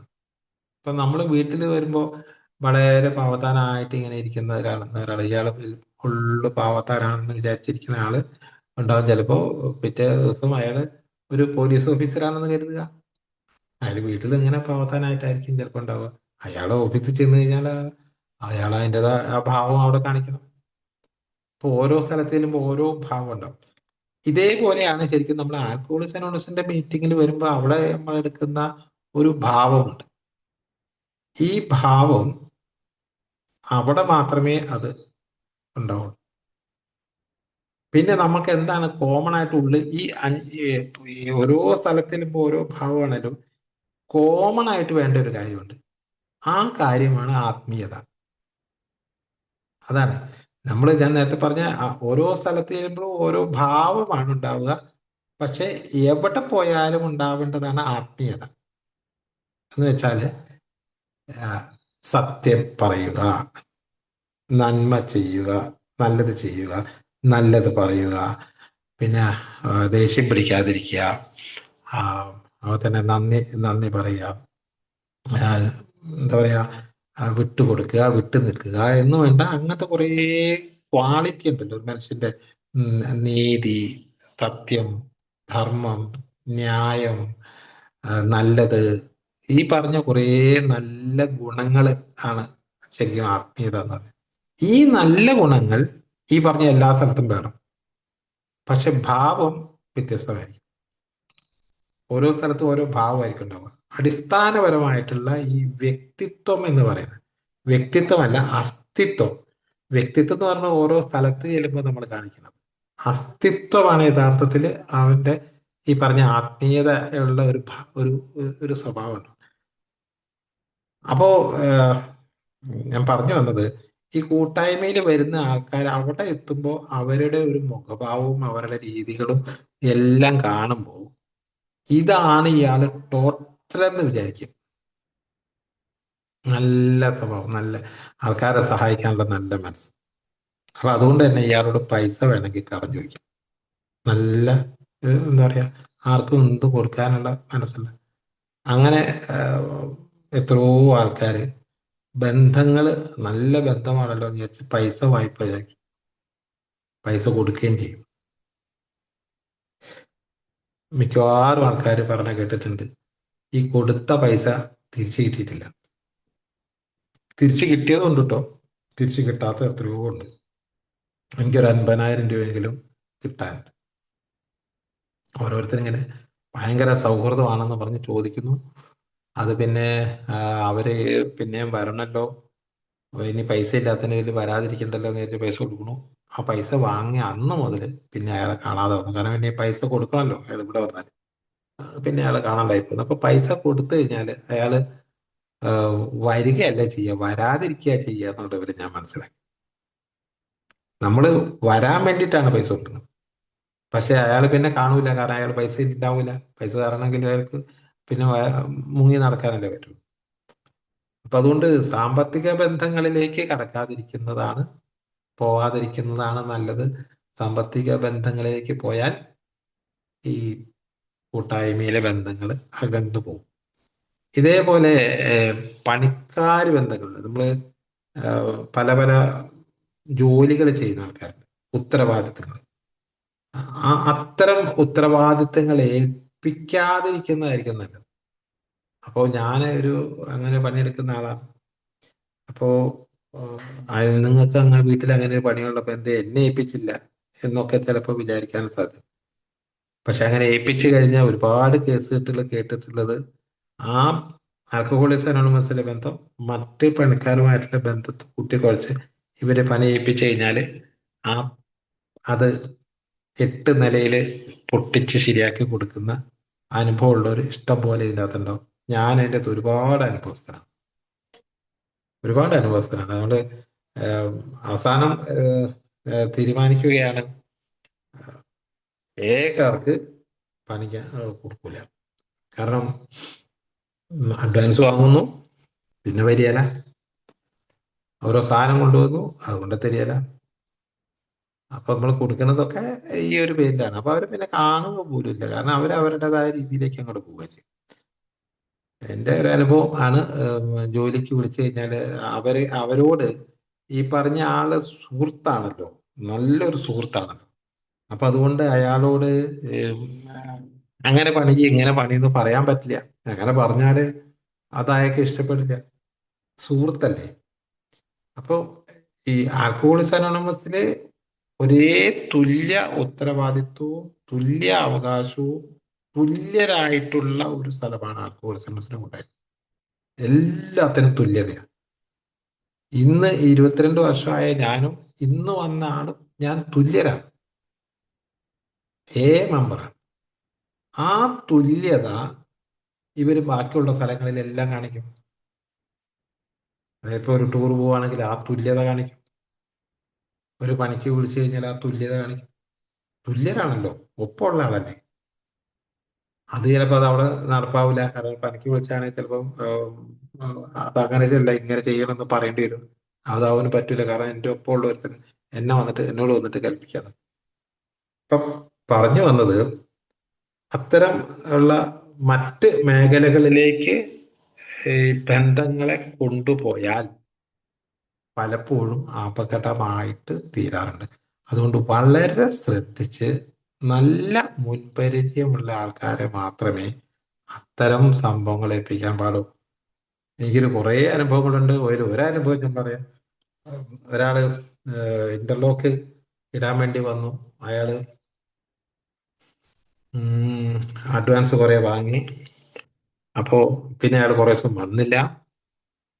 പിന്നെ കഷ്ടപ്പെട്ട് വിളിച്ച് വിളിച്ച് ദേഷ്യം പിടിച്ച് വിളിച്ചപ്പോൾ അയാൾ വന്നു. അയാൾ വന്നിട്ട് അയാൾ ഒരു ദിവസം പണിത് തിരിച്ചുപോയി. പിന്നെ അയാൾ വന്നില്ല. പക്ഷെ അയാൾ വന്നപ്പോൾ ചെയ്ത ഒരു പണി എന്ന് വെച്ചാൽ, അയാള് ഇന്റർലോക്കിന്റെ ഇരുന്ന സ്ഥലത്ത് ബാത്റൂമിൽ നിന്ന് പുറത്തേക്കുണ്ടായിരുന്ന 2 ബാത്റൂമിൽ നിന്നുണ്ടായിരുന്ന ഒരു പൈപ്പ് വന്ന് ജോയിന്റ് ആവുന്ന ഒരു കണക്ഷൻ സെന്റർ ഉണ്ട്. അവിടെ നിന്ന് പിന്നെ ടാങ്കിലേക്ക് പോകുന്ന ഒരു കോയിലും ഉണ്ട്. ഇപ്പൊ 3 കോയിലുകൾ ജോയിന്റ് ആവുന്ന ഒരു സ്ഥലം. അവിടെ ഇയാള് എന്നോടുള്ള ദേഷ്യം കാരണം, ഞാൻ അയാളോട് ആ, ഈ പൈസ 5,000 രൂപ വാങ്ങിയിട്ട് അയാൾ പിന്നെ കാണുന്നില്ല. അപ്പൊ ഞാൻ ചോദിച്ചു, എന്ത് പണിയാ ചെയ്യുന്നത്, ആ പൈസ വാങ്ങിയല്ലേ എന്നൊക്കെ ചോദിച്ചപ്പോൾ അയാൾക്ക് തീരെ അങ്ങോട്ട് ഇഷ്ടപ്പെട്ടില്ല. എന്നിട്ട് അയാൾ ചെയ്ത പണിയാണ് ഈ പറഞ്ഞ ഈ കുഴലിൽ മുഴുവനും ചാക്ക് ഉള്ളി കയറ്റി വെച്ച് ബ്ലോക്ക് ചെയ്ത് അത് മണ്ണിട്ട് മൂടി, പിന്നെ ഇന്റർലോക്കും പതിച്ചിട്ട് അയാൾ പോയത്. പിന്നെ ഈ വിവരം ഞാൻ അറിയണത് വീട് കയറി കൂടിയപ്പോഴാണ്. നമ്മള് ടോയ്ലറ്റിൽ പോയിട്ട് വെള്ളം ഒഴിച്ചിട്ട് അത് പോകണില്ല. പിന്നെ പ്ലംബറെ വിളിച്ച് കൊണ്ടുവന്ന് പരിശോധിച്ച് നോക്കി, ഇന്റർലോക്കൊക്കെ പൊളിച്ചു നോക്കിയപ്പോഴാണ് ഇത്തരം ഒരു സംഗതി കേട്ടത്. അപ്പൊ അത് ഇട്ട ആളെ ആരാണെന്ന് മനസ്സിലായി. പിന്നെ അയാൾ വന്നിട്ടില്ല. അപ്പൊ അയാൾ കുറെ കാലം ഏലുണ്ടായിരുന്നു. നല്ല സൗഹൃദമായിരുന്നു. ആ സൗഹൃദത്തിന്റെ പേരിൽ അയാൾ പൈസ വായ്പ വാങ്ങിയതിന് ഞാൻ ജോലിക്ക് പിന്നെ വരാതായി കഴിഞ്ഞപ്പോൾ അയാളോട് ഞാൻ ഇത്തിരി കർശനമായി പറഞ്ഞതിന്റെ പേരിൽ അയാളെ എനിക്കിട്ട് ചെയ്തു വെച്ചിട്ട് പോയില്ല. അപ്പൊ ഞാൻ പറഞ്ഞു വന്നത്, ആ, അങ്ങനെ കുറെ അനുഭവങ്ങൾ വേറെ വന്നൊരു ഒരു അനുഭവം പറഞ്ഞു. അപ്പോ ആ, വലിയ ഒരു സൗഹൃദത്തിലേക്ക് പോയാൽ അപകടം ഉണ്ടാകും എന്നുള്ളതാണ്. ഒരു കരുതലോടുകൂടി വേണം പോകണം. എന്ന് വെച്ചിട്ട് എല്ലാ അപകടവും ഉണ്ടാവും എന്നല്ല പറയാൻ പറ്റുന്നത് കേട്ടോ. അതെ, എല്ലാ അല്ല, എനിക്ക് ഒന്ന് രണ്ട് കാര്യങ്ങൾ ഞാൻ പറഞ്ഞു. അപ്പൊ ഇതിനപ്പുറത്തേക്ക്, ഈ ഒരു മദ്യാസക്ത രോഗത്തിന് രക്ഷപ്പെടാനുള്ള ഒരു കൂട്ടായ്മയുടെ ബന്ധത്തിനപ്പുറത്തേക്ക് ഒരു ബന്ധത്തിലേക്ക് നമ്മൾ പോയാൽ അത് പ്രശ്നമാണ്. ഇത് തന്നെ പല ആൾക്കാരും ഈ അല്ലനോണുമായിട്ട് ബന്ധപ്പെടാൻ പോയിട്ട് ആം, ആ, ഇയാളുടെ സ്വഭാവവുമായിട്ട് ആം, സ്വഭാവത്തെക്കുറിച്ചൊക്കെ മനസ്സിലാക്കുകയും എന്നിട്ട് അത് പരിഹരിക്കാൻ വേണ്ടി ആ, അല്ലനോട് ഒന്ന് പറയുമോ എന്നൊക്കെ ചോദിക്കും ചിലപ്പോൾ. എൻ്റെ ഭാര്യയോടൊന്ന് പറഞ്ഞു കൊടുക്കുമോ. ഇപ്പൊ കഴിഞ്ഞ ദിവസം ആ, നമ്മുടെ ഗ്രൂപ്പിൽ ഒരാൾ വന്നു. കഴിഞ്ഞ ദിവസം എല്ലാം കുറേ പ്രാവശ്യം വന്നു. വന്നിട്ട് ആ ഭാര്യനെ കൂട്ടിക്കൊണ്ട വരെ, എന്നിട്ട് പറയും, നിങ്ങൾ എൻ്റെ ഭാര്യയോടൊന്ന് സംസാരിക്കൂ, എൻ്റെ ഭാര്യയോട് നിങ്ങളൊന്ന് ഉപദേശിക്കൂ, ഭാര്യയോട് ഉപദേശിക്കൂ എന്നൊക്കെ പറയും. ഏതായാലും അയാൾ വന്ന ഒരു ദിവസം പോലും ആരും ഭാര്യയോട് ഉപദേശിക്കാൻ പോയില്ല.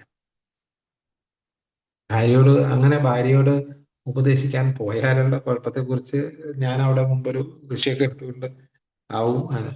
ഏതായാലും അത് നമ്മുടെ ഡ്യൂട്ടിയല്ല. ഭാര്യമാരെ പോയിട്ട് അപ്പൊ അവിടെ ചെല്ലുമ്പോൾ ഞാൻ ചിലപ്പോൾ അവര് പറയാണ്, ഇയാൾക്ക് ഇങ്ങനെ കുഴപ്പമുണ്ട് അങ്ങനെ കുഴപ്പമുണ്ട് എന്ന് ഭാര്യ പറയുകയും അതിന് പരിഹാരം നിർദ്ദേശിക്കുകയും ഒക്കെ ചെയ്ത് ചിലപ്പം കുറച്ച് കഴിയുമ്പോഴത്തേക്കും ഇവര് തമ്മിലുള്ള ബന്ധം ദൃഢമാവാനുള്ള സാധ്യത ഉണ്ട്. അങ്ങനെ ബന്ധം ദൃഢമായ ഒരുപാട് കേസ് കേട്ടിട്ട് നമുക്ക് അറിയാവുന്നത് കൊണ്ട് ഈ അല്ലനോണുമായിട്ടുള്ള ബന്ധം പോലും വളരെ ശ്രദ്ധിച്ച് ആവേണ്ടതാണ് ശരിക്കും പറഞ്ഞാൽ. കാരണം അത് നമ്മൾ വിചാരിക്കുന്നതിനേക്കാൾ അപ്പുറത്തേക്ക് നമ്മൾ വിചാരിക്കാതെ തന്നെ ചിലപ്പോൾ മാറിപ്പോകാനുള്ള സാധ്യത, അത് നമ്മളുടെ റിലാപ്സിലേക്ക് നയിക്കാൻ വരെ സാധ്യതയുണ്ട്. ഇപ്പൊ നമ്മുടെ ഒരു സുഹൃത്ത്, വളരെ നല്ല നിലയിൽ ജീവിച്ചുകൊണ്ടിരുന്ന ഒരു സുഹൃത്ത് അവസാനം വേറൊരു അല്ലനോളിനായിട്ട് പോയി. ആ, അവസാനം ഡൈവോഴ്സ് ചെയ്യേണ്ടുന്നൊരു, ഇപ്പൊ മറ്റവും പോയി, രണ്ടും പോയി, കടിച്ചും ഇല്ല പിടിച്ചും ഇല്ലാതെ ഇപ്പൊ നിൽക്കുന്ന ഒരു അവസ്ഥയാണ് ഇപ്പോൾ ഉള്ളത്. അപ്പോൾ മറ്റേ അല്ലനോണുമായിട്ടുള്ള ബന്ധം പോലും ഈ മദ്യാസക്ത രോഗത്തിന്റെ ഒരു ട്രീറ്റ്മെന്റുമായി മാത്രമേ ബന്ധപ്പെടുത്താവൂ. അതല്ലാതെ ആ കുടുംബ പ്രശ്നങ്ങളെ കയറി കൈകാര്യം പോയി പരിഹരിക്കാൻ പോവുക, അതല്ലാത്ത പ്രശ്നങ്ങളൊക്കെ പരിഹരിക്കാൻ പോവുക എന്നുള്ള കാര്യങ്ങളിലേക്കൊക്കെ കിടക്കുമ്പോൾ ചിലപ്പോൾ അത് പ്രശ്നം ഉണ്ടാവും. ഞാൻ നേരത്തെ പറഞ്ഞല്ലോ, ഇതിന് ഒരേ ഒരു ലക്ഷ്യമേ ഉള്ളൂ, മദ്യാസക്ത രോഗത്തിന് രക്ഷപ്പെടുക. അവിടെയും ചിലപ്പോൾ ചില ആൾക്കാർ വ്യത്യസ്തമായ രീതിയിൽ പറയാൻ സാധ്യതയുള്ള ഒരു സംഗതി, എന്റെ ഒരു പരസ്യവാചകത്തിൽ മദ്യപാനം നിങ്ങൾക്ക് ഒരു പ്രശ്നമാണോ, ഒരു പക്ഷേ എക്ക് നിങ്ങളെ സഹായിക്കാൻ കഴിഞ്ഞേക്കും. മദ്യപാനം പ്രശ്നം കാരണമാണ് എയിൽ വന്നത്. ഞാൻ മദ്യപിക്കാൻ കാരണം എൻ്റെ കയ്യിൽ പൈസ ഇല്ലാത്തതുകൊണ്ടാണ്, കടം കയറി മുടിഞ്ഞുകൊണ്ടാണ്. അപ്പൊ നിങ്ങൾ ഇത് സഹായിക്കും എന്ന് അറിഞ്ഞുകൊണ്ടാണ് ഞാൻ വന്നത്. അതുകൊണ്ട് എൻ്റെ കടം വീട്ടി തരണം. അതാണ് നിങ്ങൾ തരേണ്ട ഒരു സഹായം. ഞാൻ കുടി നിർത്തിക്കോളാം, കടം കാരണം ഞാൻ കുടിക്കണേ. വേറൊരാൾ വന്നിട്ട് പറയണു, എൻ്റെ ഭാര്യ പിണങ്ങി പോയത് കൊണ്ടാണ് ഞാൻ കുടിക്കുന്നത്, അതുകൊണ്ട് എൻ്റെ ഭാര്യയെ നിങ്ങളൊന്ന് കൊണ്ടുവന്ന് തരണം. വേറൊരാൾ പറഞ്ഞു, മറ്റ് കുറെ പ്രശ്നങ്ങളാണ് കാര്യം, എൻ്റെ ജോലി പോയി, അതുകൊണ്ട് ആ ജോലി ഉണ്ടായിരുന്നെങ്കിൽ, ജോലി പോയപ്പിന്നെയാണ് ഞാൻ കുടി കൂടിയത്, ഉണ്ടെങ്കിൽ ജോലി വാങ്ങിച്ചു തരണം. അപ്പൊ ഇങ്ങനെ മറ്റു ഒരുപാട് പ്രശ്നങ്ങളുണ്ട്. ഈ പ്രശ്നങ്ങളിലേക്ക് നമ്മൾ ബന്ധങ്ങൾ ഉണ്ടാക്കുന്നില്ല എന്നുള്ളതാണ്. ആ തരത്തിലേക്കുള്ള ബന്ധങ്ങളിലേക്കൊന്നും, അതുകൊണ്ട് ചെയ്യില്ല എന്ന് പറഞ്ഞ കാര്യങ്ങളിൽപ്പെട്ട പ്രധാനപ്പെട്ട മൂന്ന് കാര്യങ്ങളാണ് ഞാൻ പറഞ്ഞത്. എന്തുകൊണ്ടാണ് അതൊക്കെ ചെയ്യുന്നില്ല എന്ന് ചോദിച്ചാൽ ഇതാണ് എന്റെ കാരണം. അങ്ങനെ പോയി കഴിഞ്ഞാൽ പ്രാഥമിക ഉദ്ദേശ്യത്തിൽ നിന്ന് നമ്മളെ വഴിതെറ്റി. അതാണ് അവിടെ എഴുതി വെച്ചിട്ടുണ്ട്. അങ്ങനെയൊക്കെ ചെയ്താൽ ആഹ്, അതെവിടെയാണ്?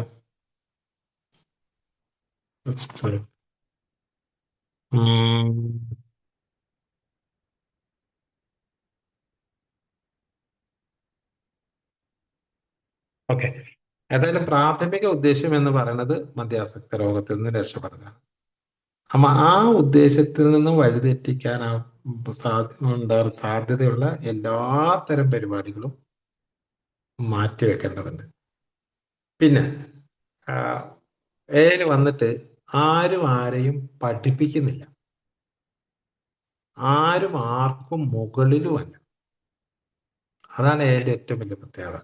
ഇത്ര വർഷമായവൻ മുകളിലോ ഇത്ര വർഷമായവൻ താഴെയുമല്ല. എല്ലാവരും തുല്യരാണ്, ഈക്വലാണ്. അതുകൊണ്ട് തന്നെ എല്ലാവരും മറ്റൊരാളെ മുകളിൽ അധികാരവുമില്ല. അതുകൊണ്ടാണ് ഇതിന് പ്രസിഡന്റും സെക്രട്ടറി ഒന്നും ഇല്ലാത്തത്. അധികാരമില്ല. കമ്മിറ്റി അവ തന്നെ യൂണിയനും കമ്മിറ്റി അല്ല, യൂണിയൻ അല്ല, സംഘടനയല്ല, ഒന്നുമല്ല. ഇത് ഒരു കൂട്ടായ്മയാണ്. ഇത് ഇവിടെ നിയമങ്ങളില്ല. ഇതിൻ്റെ അകത്ത് നിയമങ്ങളില്ല. ഈ സംഘടനയ്ക്ക് യൂണിയനൊക്കെ നിയമങ്ങളുണ്ട്. ഇത് ഇവിടെ നിയമങ്ങളില്ല. ഇവിടെ ഉള്ളത് പാരമ്പര്യങ്ങളാണ്. അതായത് ഉത്തരവാദിത്തങ്ങളാണ്. ഞാൻ ഏറ്റെടുക്കേണ്ട ഉത്തരവാദിത്തങ്ങൾ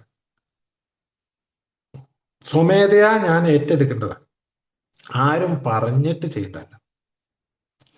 ആരും ആരുടെയും മുകളിൽ കൽപ്പിക്കുന്നില്ല, നിർദ്ദേശിക്കുന്നില്ല, അധികാരം പ്രയോഗിക്കുന്നുമില്ല. അതുകൊണ്ട് എല്ലാവർക്കും ഉത്തരവാദിത്തങ്ങളുണ്ട്. ആ ഉത്തരവാദിത്തമാണ് സ്വയം മദ്യത്തിൽ നിന്ന് മാറി നിൽക്കുകയും മറ്റുള്ളവരെ മദ്യാസക്ത രോഗത്തിന് രക്ഷപ്പെടാൻ സഹായിക്കുകയും ചെയ്യലാണ് എൻ്റെ ഉത്തരവാദിത്തം. അതെന്റെ ഉത്തരവാദിത്തമാണ്. ഉത്തരവാദിത്ത പ്രതിജ്ഞയൊക്കെ നമ്മൾ ഇതിന്റെ ലാസ്റ്റ് ചൊല്ലാറുണ്ട്. എവിടെയെങ്കിലും ആരെങ്കിലും എപ്പോഴെങ്കിലും സഹായം അഭ്യർത്ഥിച്ചാൽ അവിടെ എൻ്റെ കാര്യങ്ങൾ ഉണ്ടായിരിക്കും. ഇത് എൻ്റെ ഉത്തരവാദിത്തമാണ്. എനിക്ക് ഒരുപാട് ഉത്തരവാദിത്തങ്ങളുണ്ട്. ആ ഉത്തരവാദിത്തം ഞാൻ മനസ്സിലാക്കി ഞാൻ സ്വമേധയാ ചെയ്യുക. അതല്ലാതെ നീ അത് ചെയ്യേ, നിങ്ങൾ അങ്ങനെ ചെയ്യേ എന്ന് ആരോടും പറയേണ്ടതില്ല. നിങ്ങൾ അങ്ങനെ ചെയ്യും. ഇനി ഞാനൊരു കാര്യം ചെയ്യുന്നുണ്ട്, നിങ്ങൾ എന്താ അത് ചെയ്യാത്തതെന്ന് ചോദിക്കേണ്ട കാര്യമില്ല. ഓരോരുത്തരും ഓരോ രീതിയിലാണ് ഉണ്ടാവുക. അതുകൊണ്ട് എൻ്റെ രീതിയിലേക്ക് മാറ്റം വരാൻ വേണ്ടി കുറെ ഉപദേശങ്ങൾ കൊടുക്കുന്ന പണി ഇതിൻ്റെ അകത്തില്ല. നിർദ്ദേശങ്ങൾ കൊടുക്കുന്ന പണിയില്ല. നിങ്ങൾ അങ്ങനെ ചെയ്യണം, ഇങ്ങനെ ചെയ്യണം.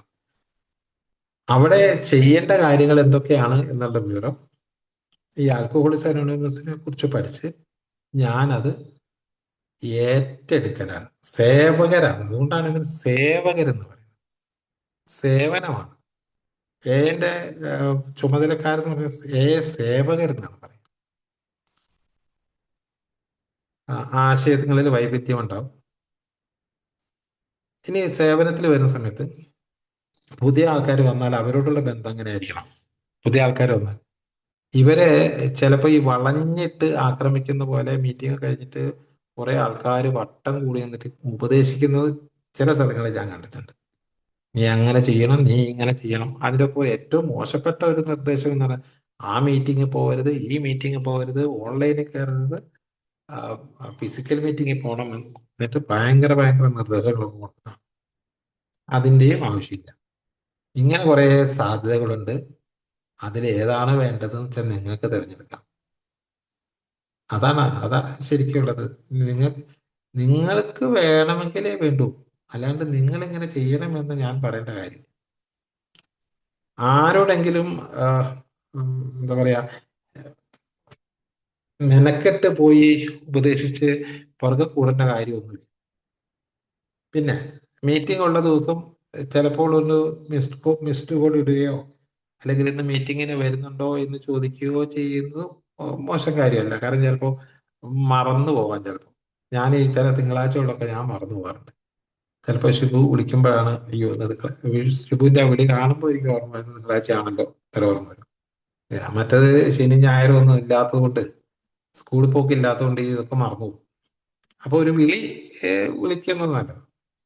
അല്ലാതെ ഏത് നേരവും അങ്ങോട്ടും ഇങ്ങോട്ടും ഫോൺ ചെയ്ത് കൊണ്ടിരിക്കുന്നത് കൊണ്ട് പ്രത്യേകിച്ച് ഗുണമൊന്നുണ്ടാവില്ല. ഏതെങ്കിലും പ്രോബ്ലംസ് ഉണ്ടെങ്കിൽ അത് ഷെയർ പങ്കുവെച്ച് അതിനുള്ളൊരു പരിഹാരം വേണമെങ്കിൽ നിർദ്ദേശത്തിന് വേണമെങ്കിലാവും. പിന്നെ ആ, വേറെ ബന്ധങ്ങളിൽ വെച്ച് രണ്ടു തരം ബന്ധങ്ങൾ, അതായത് ഓൺലൈൻ ബന്ധവും ഒന്ന് ഫിസിക്കൽ മീറ്റിങ്ങിന് ബന്ധമുണ്ട്. ഈ ഗ്രൂപ്പില് എനിക്ക് തോന്നുന്നില്ല ഇതിലിപ്പോ ആകെ ഒരു ജെയിംസ് തിയേറ്റർ ഉണ്ടെങ്കിൽ ആ ജെയിംസ് തിയേറ്ററിനെ മാത്രമേ ഞാൻ കണ്ടിട്ടുള്ളൂ. ബാക്കി ആരെയും ഞാൻ കണ്ടിട്ടില്ല. ജെയിംസ് തിയേറ്റൻ കണ്ണ് കാണുന്നില്ല. വേറെ ആരെയും കണ്ടിട്ടില്ല. ഇപ്പൊ എല്ലാം ഈ ഓൺലൈൻ ബന്ധങ്ങൾ, ഈ ഓൺലൈൻ ബന്ധങ്ങളുടെ മോശമൊന്നുമല്ല. ഓൺലൈൻ ബന്ധങ്ങളിൽ ഒരുപാട് റിലാക്സ്ഡ് ആവുന്നുണ്ട്. ഒരുപാട് പേരുമായിട്ട് സംസാരിക്കുന്നു.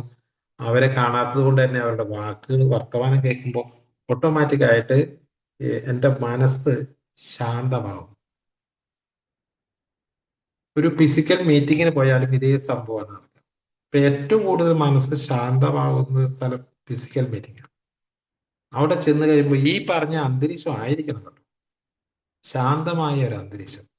അവിടെ ഓരോരുത്തരും സ്വമേധയാ ഉത്തരവാദിത്വം ഏറ്റെടുത്ത് ചെയ്യുന്നു. ഓരോരുത്തർ അവരവരുടെ കാര്യം പറയുന്നു. അത് ഞാനിങ്ങനെ കേൾക്കുന്നു.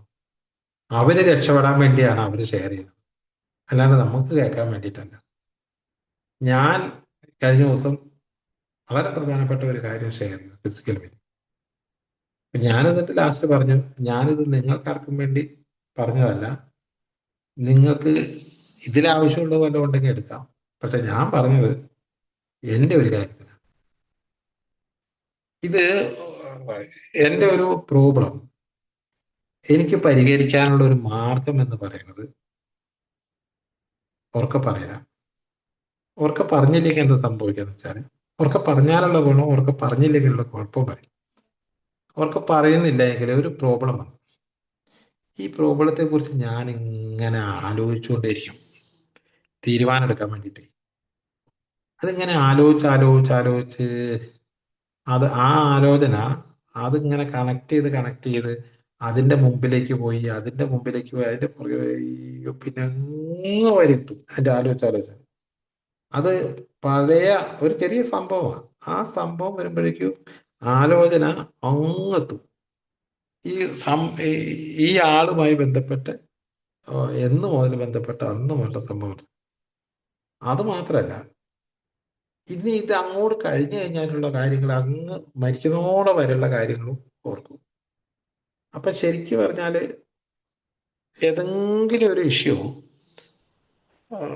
അല്ലെങ്കിൽ ഒരു സിറ്റുവേഷൻ വരുന്ന സമയത്ത് ഒറ്റയ്ക്കായിരിക്കുന്ന ഒരു മനുഷ്യൻ അയാളുടെ ചിന്ത ഇങ്ങനെ പോയിട്ട് ഒന്ന് പഴയ കാലത്തേക്കും ഒന്ന് വരാനുള്ള കാലത്തേക്കും, പഴയ കാലത്തേക്ക് പോകുമ്പോൾ 99% സങ്കടം വരാറ്. കാരണം നമ്മൾ ഇല്ലായ്മകളെ കുറിച്ച് മാത്രമേ പുറകോട്ട് തിരിഞ്ഞിട്ട് നോക്കുള്ളൂ. നല്ലതിനെ കുറിച്ച് നോക്കുന്ന വളരെ അപൂർവ സമയങ്ങളിൽ മാത്രമേ നല്ലതിനെ കുറിച്ച്. കാരണം ഏറ്റവും ഡീപ്പായിട്ട് പെട്ടെന്ന് തെളിഞ്ഞു വരുന്ന ഓർമ്മ എന്ന് പറയുന്നത് മോശം അനുഭവങ്ങളാണ്. അതുകൊണ്ട് പുറകോട്ട് തിരിഞ്ഞു നോക്കിക്കഴിഞ്ഞാൽ ഈ മോശ അനുഭവങ്ങൾ മാത്രമേ മനസ്സിലേക്ക് വരുള്ളൂ. അതുകൊണ്ട് സങ്കടം വരും. ഇനി നാളെ മറ്റന്നാളത്തെ കാര്യം ആലോചിക്കാൻ നിന്നാലോ ടെൻഷനും വരും. അപ്പൊ ഈ ഒന്നുകിൽ സങ്കടവും ടെൻഷനും കൊണ്ട് അസ്വസ്ഥരായിട്ടാണ് പലപ്പോഴും ഇരിക്കുന്നത്. അതുകൊണ്ട് നമ്മുടെ ഈ ഞാൻ ആദ്യം പറഞ്ഞു വന്നൊരു കാര്യം, ഈ ബാഹ്യലോകവും ആന്തരിക ലോകവും തമ്മിലുള്ള വ്യത്യാസമാണ്. ഈ ബാഹ്യലോകം എന്ന് പറഞ്ഞ പ്രകൃതി അതിങ്ങനെ ശാന്തമായിട്ടാണ്, എപ്പോഴും ശാന്തതയുണ്ട്. എന്നാൽ നമ്മുടെ ആന്തരിക ലോകം എന്ന് പറയുന്നത് എപ്പോഴും പ്രക്ഷുബ്ധമാണ്. പ്രക്ഷുബ്ധമാവാൻ കാരണം ഏതെങ്കിലും ഒരു ഇൻസിഡന്റ് വരുമ്പോൾ നമ്മുടെ ചിന്ത പഴയ കാലത്തേക്കും പോവും, വരാനുള്ള കാര്യത്തേക്കും. അതായത് ഭാവിയെക്കുറിച്ചും ഭൂതത്തെക്കുറിച്ചുമാണ് കൂടുതൽ. വർത്തമാന കാലത്തെക്കുറിച്ചല്ല ചിന്തിക്കുക. ഭാവിയും ഭൂതമാണ് മനസ്സിൽ വരിക. അതുകൊണ്ട് തന്നെ എപ്പോഴും അവിടെ സംഘർഷഭരിതമായി ആന്തരിക ലോകം. ഇങ്ങനെ ആ സംഘർഷഭരിതമായ ആന്തരിക ലോകം നിൽക്കുന്ന സമയത്ത് നമ്മൾ അതിനെക്കുറിച്ച്, ആ ഒരു പ്രശ്നത്തെക്കുറിച്ച് ഇങ്ങനെ ചിന്തിക്കുമ്പോൾ വീണ്ടും ഇത് ഭാവിയിലേക്കും ഭൂതത്തിലേക്കും തന്നെ തന്നെ ആലോചിച്ച് വീണ്ടും അസ്വസ്ഥരാവുക ചെയ്യും. ഇതേ സംഗതി ആൽക്കഹോളിക്സ് അനോണിമസിന്റെ മീറ്റിംഗിൽ വന്നിട്ട് നമ്മൾ ഉറക്കെ പറയുകയാണ് എങ്കിൽ നമ്മൾ പ്രസന്റിലുള്ള ആ വലിയ ചിന്തയിലേക്ക് പോകുന്നില്ല. ആ അതുവരെ ചിന്തിച്ചു വെച്ച കാര്യങ്ങളാണ് നമ്മളവിടെ ഉറക്കെ പറയും. അതോടുകൂടി അതവിടെ ക്ലോസ് ആവുക ചെയ്യുന്നത്. ഈ ഉറക്കെ പറയുന്നതോടുകൂടി പിന്നെ അതിനെക്കുറിച്ച് ചിന്തിക്കേണ്ട കാര്യമില്ലാത്ത അവസ്ഥ വരികയും ഞാനത് ഉറക്കെ പറഞ്ഞു കഴിഞ്ഞാൽ. പക്ഷെ ഉറക്കെ പറഞ്ഞിട്ടില്ല എങ്കിൽ ഞാൻ ഒറ്റയ്ക്ക് ഇരുന്നിട്ട് ഇങ്ങനെ ആലോചിച്ചു കൂട്ടും. ഈ ഉറക്കെ പറയുക എന്നുള്ളത് ഭയങ്കര ട്രീറ്റ്മെന്റ് ആണെന്നുള്ളത് ആഹ് മനസ്സിലായത് ആൽക്കഹോളിക്സ് അനോണിമസിൽ വന്നിട്ടാണ്. അപ്പൊ അതുകൊണ്ട് ആഹ് ചില ആൾക്കാരെ വിചാരം ഇതൊന്നും പറയാൻ പാടില്ല. ഞാനിപ്പോ 22 വർഷമായി ഞാനൊരു പ്രശ്നം പറയുമ്പോൾ വേണമെങ്കിൽ ചില ആൾക്കാർ വിചാരിക്കും ഇയാൾക്കിപ്പോ 22 വർഷമായിട്ട് ഇപ്പൊ ഇങ്ങനെ പ്രശ്നങ്ങളുണ്ടോ. 22 വർഷമല്ല, 200 വർഷം കഴിഞ്ഞാലും അയാളുടെ ഒറ്റയ്ക്ക് ഇരിക്കുന്ന സമയത്ത് ഇയാളുടെ പ്രശ്നങ്ങൾ ഇങ്ങനെ വന്നുകൊണ്ടിരിക്കും. കാരണം കുടുംബവുമായിട്ട് ജീവിക്കുമ്പോൾ നമ്മൾ വിചാരിക്കുന്ന പോലെ അല്ലല്ലോ ബാക്കിയുള്ളവരൊക്കെ വിചാരിക്കുകയും ചെയ്യുന്നത്. ഇത് കാണുമ്പോൾ കേൾക്കുമ്പോൾ ചിലപ്പോൾ നമുക്ക് അസ്വസ്ഥത വരും. കാരണം ഞാൻ വിചാരിച്ച പോലെ അല്ല. അവിടെ നമ്മൾ ക്ഷമിക്കും. ശാന്തത ഉണ്ടാവില്ലല്ലോ. നിർവാഹം ഇല്ലാത്തതുകൊണ്ടൊക്കെ ക്ഷമിച്ച് ഇങ്ങനെ ഇരിക്കുന്ന സമയത്ത് താഴോട്ടും മേലോട്ടും ഇങ്ങനെ ആലോചിച്ച് കൂട്ടി അസ്വസ്ഥനായിരിക്കുന്ന സമയത്ത് ഒരു മീറ്റിംഗിൽ പോയി കഴിഞ്ഞ് കഴിഞ്ഞാൽ ഇതങ്ങോട്ട് ഫ്രീ ആയി. അങ്ങനെ മീറ്റിംഗ് കഴിഞ്ഞ് കഴിയുമ്പോഴത്തേക്കും ഈ ബാഹ്യലോകവും ആന്തരിക ലോകവും ഒരേ വൈബ്രേഷനിൽ വന്ന് സമരസപ്പെടും. ശരിക്കും പുറം ലോകത്തിന്റെ ആ ശാന്തത എന്റെ മനസ്സിലും വന്നിരുന്നെങ്കിൽ എന്ന് ആലോചിച്ചു. പ്രകൃതിയിലെ ആ ശാന്തത എന്റെ മനസ്സിൽ വന്ന സമയമുണ്ട്. ആ ആ സമയത്ത് നമ്മൾ എത്ര കൂളായിരുന്നു.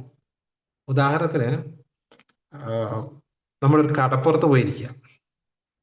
ഒരു കടപ്പുറത്ത് പോയി ഇരുന്ന് ആ കടപ്പുറത്തെ കാറ്റുമായിട്ട് നമ്മൾ കടലിലേക്ക് നോക്കി ആ കടലിന്റെ ചുറ്റും ഇങ്ങനെ ആസ്വദിച്ച് നിൽക്കുന്ന സമയത്ത് ഈ പുറം ലോകവും അകം ലോകവും ഒരേ വൈബ്രേഷനിലാണ്.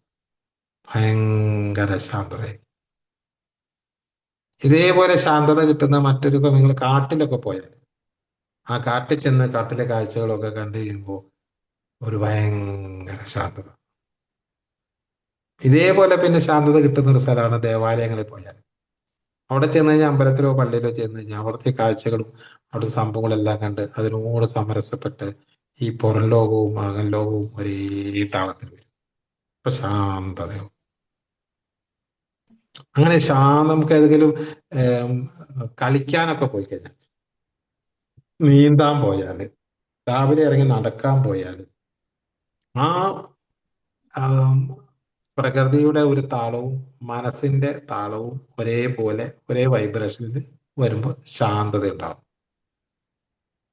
എന്നാൽ ഈ പ്രകൃതിയുടെ താളം ഇപ്പൊ പുറമേ ഉള്ള താളം ഒരു ഇതിലും അകമേ ഉള്ള താളം ഈ പറഞ്ഞ പഴയ കാലവും ഭാവി കാലവും ഓർത്ത് ടെൻഷനും സങ്കടവും ദേഷ്യവും ഒക്കെ ആയിട്ട് ഇങ്ങനെ നടക്കുന്ന ആന്തരിക കാലം ലോകം വേറെ ഒരു ലോകം. അപ്പൊ ശാന്തത നഷ്ടപ്പെടും. അപ്പൊ ഇത് രണ്ടും ഒരേ ഇതിലാവാൻ വേണ്ടിയാണ് യഥാർത്ഥത്തിൽ നമ്മൾ ഈ പ്രാർത്ഥിക്കുന്നത്. പ്രാർത്ഥന എന്ന് പറയുന്നത് ഈ ശാന്തത. അതിനുള്ള ഏറ്റവും നല്ല മാർഗം ഒരു കാരണവശാലും പഴയ കാലത്തേക്കോ അല്ലെങ്കിൽ ഭാവിയിലേക്കോ കാര്യമായി ചിന്തിക്കേണ്ടതില്ല. കാര്യമായി വർത്തമാന കാലത്തിൽ നിൽക്കുക. ഈ പറഞ്ഞ കടൽ തീരത്ത് പോയി കഴിഞ്ഞാൽ നമ്മൾ ആ ഒരു പ്രസന്റ് സിറ്റുവേഷനിലാണ് നമ്മുടെ ചിന്ത മുഴുവൻ. കാട്ടിൽ പോയാൽ ആ പ്രസന്റ് സിറ്റുവേഷനിലാണ്. അമ്പലത്തിൽ പോയാൽ ആ പ്രസന്റ് സിറ്റുവേഷനിൽ ചിന്ത വരുമ്പോഴാണ് നമുക്ക് ശാന്തത ഉണ്ടാവും. ആൽക്കഹോളിക്സ് അനോണിമസിന്റെ മീറ്റിംഗിൽ പോയിരിക്കുമ്പോഴും ആ പ്രസന്റ് സിറ്റുവേഷനിലാണ് നമ്മളുടെ ചിന്ത. പഴയതിലേക്കും പുതിയതിലേക്കും പോകില്ല. അപ്പൊ അവിടെ നമുക്ക് ശാന്തത ഉണ്ടാവും. ഇപ്പൊ ശാന്തത ഉണ്ടാവാനുള്ള ഒരു എന്താ പറയാ പരിശീലനമാണ് യഥാർത്ഥത്തിൽ ആൽക്കഹോളിക്സ് അനോണിമസ് തരുന്നത്. അതാണ് അതിന്റെ പടി എന്ന് പറയുന്നത്. പടികൾ പ്രാക്ടീസ് ചെയ്യാന്നൊക്കെ പറഞ്ഞ് ഓരോരുത്തർ ഇങ്ങനെ പറഞ്ഞു കേൾക്കാം. ഈ പടി എന്ന് പറയുന്നത് എങ്ങനെയാണ് നമുക്ക് ശാന്തത, അതായത് പുറം ലോകത്തിന്റെ ശാന്തത അകലോകം കിട്ടണം. അതിന് എൻ്റെ കയ്യിലുള്ള ഞാൻ വളർത്തിക്കൊണ്ടുവന്ന ഒരുപാട് മോശപ്പെട്ട ചിന്താ രീതികളുണ്ട്. അതിനെ എടുത്ത് പുറത്ത് കളയാം. അതാ ശരിക്കും നാലാം പടി എന്ന് പറഞ്ഞ സാധനം. എൻ്റെ സ്വഭാവ ദൂഷ്യം എന്ന് പറഞ്ഞ സാധനം.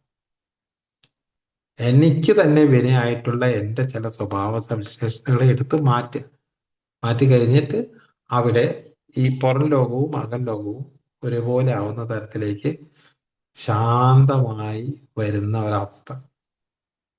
അതുകൊണ്ട് നമുക്കൊക്കെ അറിയാം, എത്ര പ്രക്ഷുബ്ധമായിട്ടിരുന്നാലും നമ്മൾ ഒരു എയുടെ മീറ്റിംഗ് പോയിട്ട്, ഫിസിക്കൽ മീറ്റിംഗ് പോയിട്ട് വന്നിട്ട് കഴിഞ്ഞപ്പോൾ നമ്മൾ ഓട്ടോമാറ്റിക്കായിട്ട് ചിരിക്കും. സന്തോഷം കൊണ്ട് ചിരിക്കും. എല്ലാം കാണുകയും കേൾക്കുകയും ചെയ്യും.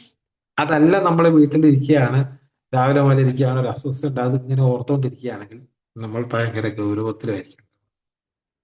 കാരണം ശാന്തത ഇല്ല. ശാന്തത സ്വയം സൃഷ്ടിച്ചെടുക്കുക എന്നുള്ളത് വലിയ പണിയാണ്. വലിയ പണി, നടക്കൂല. അതുകൊണ്ടാണ് പറഞ്ഞത്, മൂന്നാമതൊരാള് അല്ലെങ്കിൽ രണ്ടാമതൊരാള് ഇടപെടണം. ഒന്ന് മീറ്റിംഗ് ഇടപെടണം. അതല്ലെങ്കിൽ പിന്നൊരു മാർഗം ഈശ്വരനാണ്, ദൈവം. അങ്ങോട്ടോ ഇങ്ങോട്ടോ മാറി നിന്ന് പ്രാർത്ഥിക്കുക എന്ന് പറഞ്ഞാൽ അതിനാണ്. ഒരു ധ്യാനം, ഒരു മെഡിറ്റേഷൻ, ശ്വാസത്തെ ശ്രദ്ധിച്ചുകൊണ്ട് ഒരു മെഡിറ്റേഷൻ ചെയ്ത് ധ്യാനത്തിലിരുന്നു കൊണ്ട് ഒന്ന് പ്രാർത്ഥിച്ചു കഴിഞ്ഞാൽ ഈ ശാന്തത കൈവരും. അല്ലെങ്കിൽ അപ്പുറത്തേക്കോ ഇപ്പുറത്തേക്കോ ചിന്ത ഇങ്ങനെ കടന്നു പോയിക്കൊണ്ട്. അപ്പൊ അങ്ങനെ ഒരു ശാന്തത ഉണ്ടാക്കിയെടുക്കുന്ന ഒരു സ്ഥലമാണ് ആൽക്കഹോളിക്സ് അനോണിമസിന്റെ മീറ്റിംഗ്. ആ മീറ്റിങ്ങില് ചെന്നിരുന്ന് നമ്മൾ ഷെയർ ചെയ്യുന്നത് കഥകൾ പറയല്ല വേണ്ടത്. എന്താ പറയാ, ഞാൻ പഠിച്ച കാര്യങ്ങളല്ല പറയേണ്ടത്, ഞാൻ കേട്ട കഥകളല്ല പറയേണ്ടത്, എൻ്റെ അനുഭവങ്ങളാണ്. ഈ പറയുന്നത് ഒന്നും അവർക്ക് വേണ്ടിയല്ല, മറിച്ച് എനിക്ക് വേണ്ടിയാണ്. അപ്പോൾ അങ്ങനെ ആകുമ്പോഴേ നല്ല. അപ്പൊ ഈ വരുന്ന പുതിയ ആൾക്കാർക്കും പഴയ ആൾക്കാരുമായിട്ടുള്ള നല്ല ബന്ധം ഉണ്ടാക്കി എടുക്കാൻ കഴിയും. പിന്നെ ഓരോരുത്തർക്കും വന്നു കഴിഞ്ഞാൽ ഓരോ കാഴ്ചപ്പാടായിരിക്കും. ചില ആൾക്കാർക്ക് ഈ പുതുമക്കാര് എന്താ പറയാ 12-ാം പടിക്ക് ഭയങ്കര ഇൻട്രസ്റ്റ് ആയി. ചില ആൾക്കാർക്ക് തീരെ കാണില്ല. എന്നിട്ട് ഈ ഇൻട്രസ്റ്റ് ഉള്ളവർ മറ്റുള്ളവരെ കുറിച്ചൊക്കെ മോശം പറഞ്ഞുകൊണ്ട് നടക്കുന്ന ഒരു പരിപാടി. ഒരു പരിപാടിക്കും പോകില്ല. ഞാനാണെങ്കിൽ അവിടെ പോയി ഇവിടെ പോകും, അങ്ങനെ ചെയ്യും ഇങ്ങനെ ചെയ്യും. അത് ഞാൻ ചെയ്യുന്ന കാര്യമാണ്. മറ്റവർക്ക് ചെയ്യാനോ ചെയ്യാണ്ടിരിക്കാനുള്ള സ്വാതന്ത്ര്യം അവർക്കുണ്ട്. അതുകൊണ്ട് അവരോട് പറയാം, പക്ഷെ നിർബന്ധിക്കാനാവില്ല.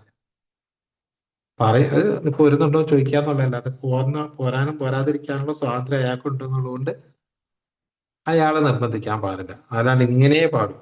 അതുപോലെ തന്നെ ഞാനാണ് ഇതൊക്കെ കൊണ്ടു നടക്കുന്നത്, ഞാൻ പറഞ്ഞ പോലെ കേൾക്കണം എന്ന് പറഞ്ഞ് ചെറിയ പിന്നെ സീനിയോറിറ്റി ഉള്ള ആളാണ് ഞാൻ. ഇവിടെ എന്ത് സീനിയോറിറ്റിയാണ്? ഒരു പഴമക്കാരെന്ന് പറഞ്ഞ വലിയ അധികാരവും സീനിയോറിറ്റി ഉള്ള ഒരാളെന്ന് എനിക്ക് അങ്ങനത്തെ ഒരു സംഗതി ഒന്നും ഇതിൻ്റെ അകത്തില്ല. ഇതിപ്പോ ഇത്രയും വർഷമായ ആളും ഇന്ന് വന്ന ആളും ഇന്ന് കുടിച്ചിട്ടില്ല എന്നുള്ള ഒരൊറ്റ കാര്യത്തിന് മുകളിൽ മാത്രമാണ് നിലനിൽക്കുന്നത്. ഇന്നത്തെ രക്ഷപ്പെട്ട ആള് ആ തരത്തിലുള്ള ബന്ധം ഉണ്ടാവും. അതിന് കൂടെ തന്നെ ഈ അധിക്ഷേപപരമായ പരാമർശങ്ങൾ, അതായത് നിനക്കൊന്നും ഇപ്പൊ മനസ്സിലാവില്ല. ഒരു ചങ്ങാതി വന്നിട്ട് പറയാണ്, ഞാൻ പടി എന്താ പറയാ പടി ചെയ്യാൻ പോവാണെന്ന് പറഞ്ഞു. പറയാ, ആദ്യം നീ ചെയ്യ്, എന്നിട്ട് നീ മറ്റൊന്ന് പഠിപ്പിക്കാൻ പോകും. ഞാൻ ഈ പടി ചെയ്തു എന്ന് ആദ്യത്തെ ഒരു മീറ്റിംഗിൽ ഷെയർ ചെയ്തപ്പോ അവർ ഇന്നലെ വന്നിട്ടേ ഉള്ളൂ, അപ്പൊ ഇപ്പൊ ഈ പടി ചെയ്തു എന്ന് പറഞ്ഞിട്ടുള്ള മോശം പരാമർശങ്ങൾ ഒക്കെ അതിനൊന്നും ആവശ്യമൊക്കെ ബന്ധങ്ങൾ നശിച്ചു പോകും സാധനം.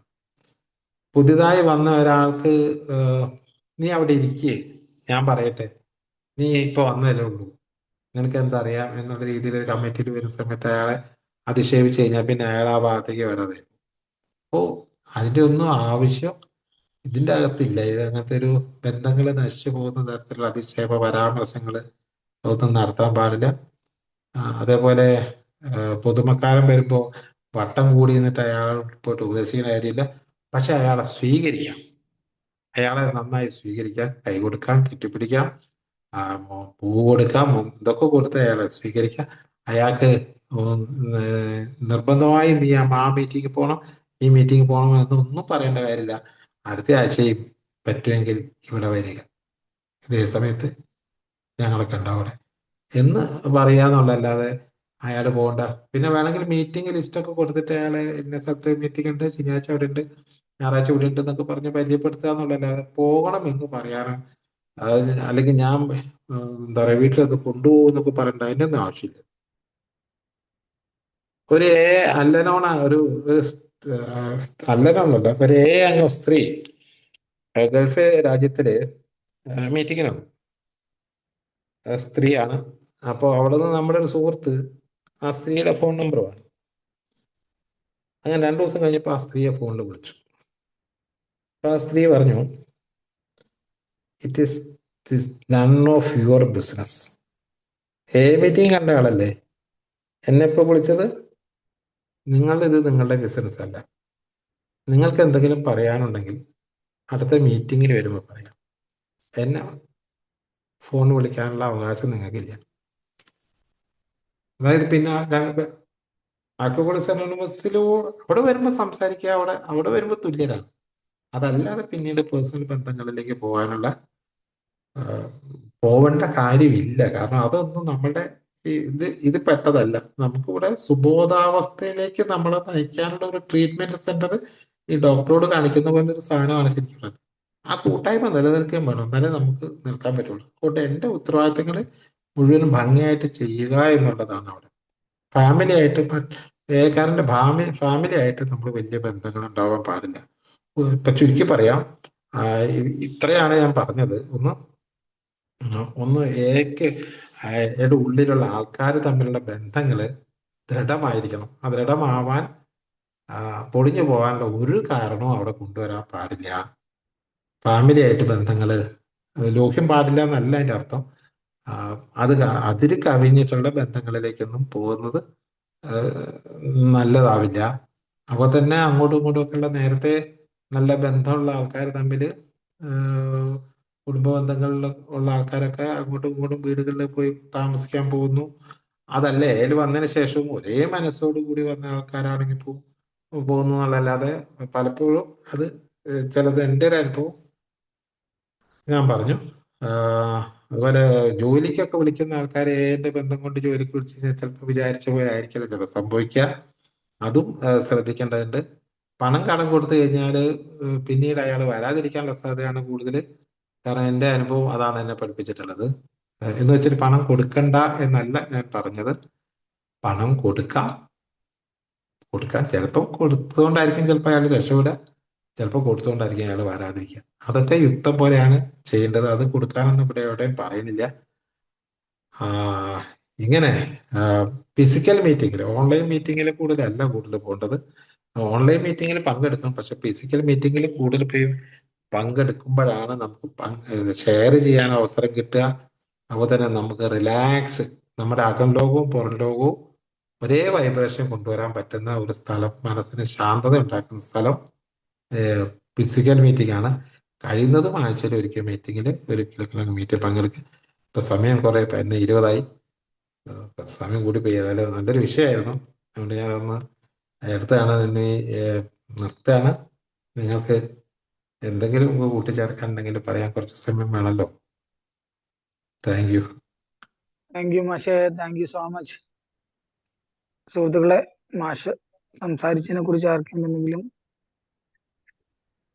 ചോദിക്കാനോ കൂട്ടിച്ചേർക്കാനോ ഉണ്ടെങ്കിൽ കുറച്ച് സമയം കൂടെ ഉണ്ട്. എൻ്റെ പേര് ജോയ്ക്കുട്ടി എന്നാണ്. ഞാനൊരു അമിത മദ്യപാനിയാണ്. ഞാനും മാഷിന് കണക്ക് കുറെ വർഷങ്ങളായി എനിക്ക്. ആക്ച്വലി ഇന്ന് കേൾക്കുന്നുണ്ടോ?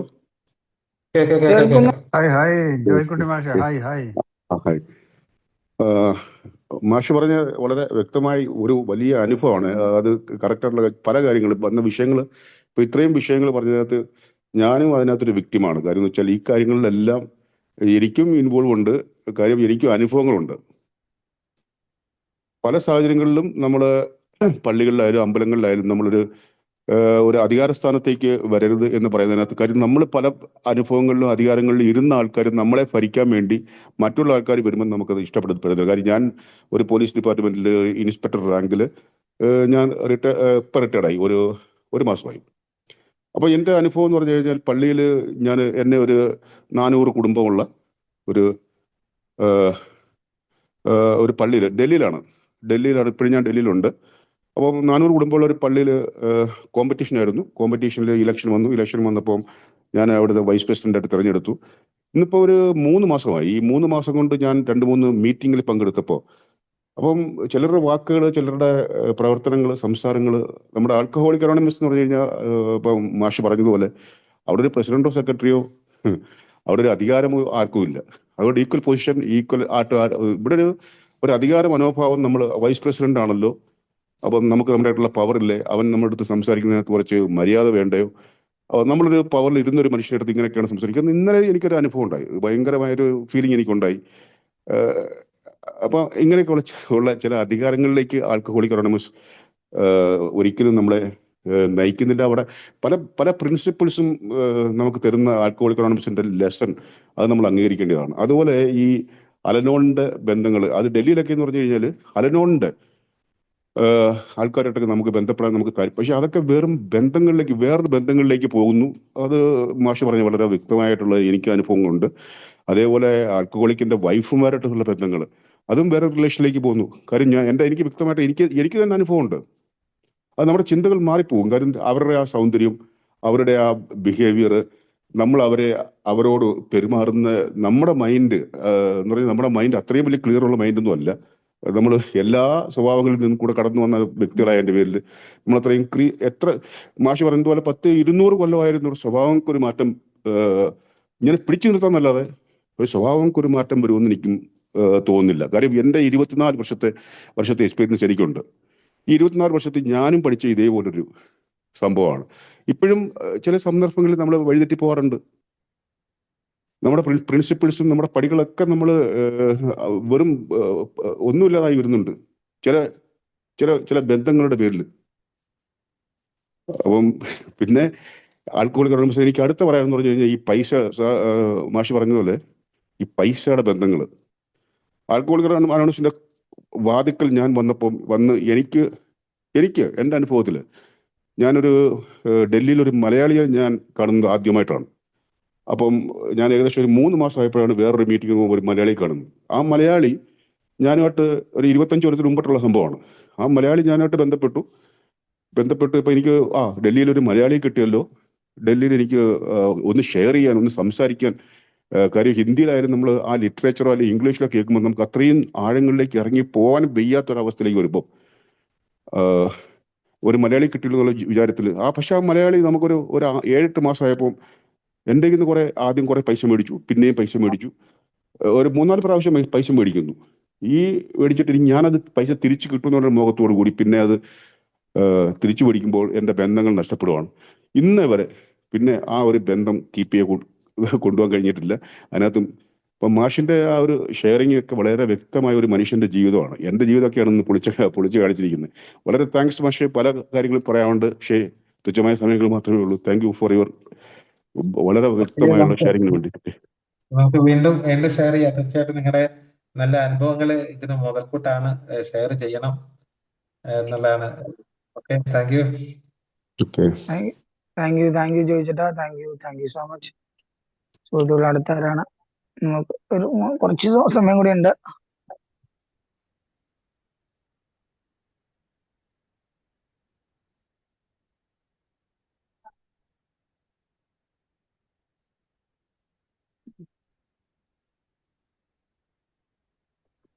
ഞാൻ പറയാം സുഹൃത്തുക്കളെ, ഞാനൊരു മദ്യാസക്ത രോഗി. ദൈവകൃപയാലും കൂട്ടായ്മയോട് സഞ്ചരിക്കുന്നതിനാലും ഞാൻ ദിവസം മദ്യപിച്ചിട്ടില്ല. എൻ്റെ പേര് ജോസ്. എല്ലാവർക്കും ഒരു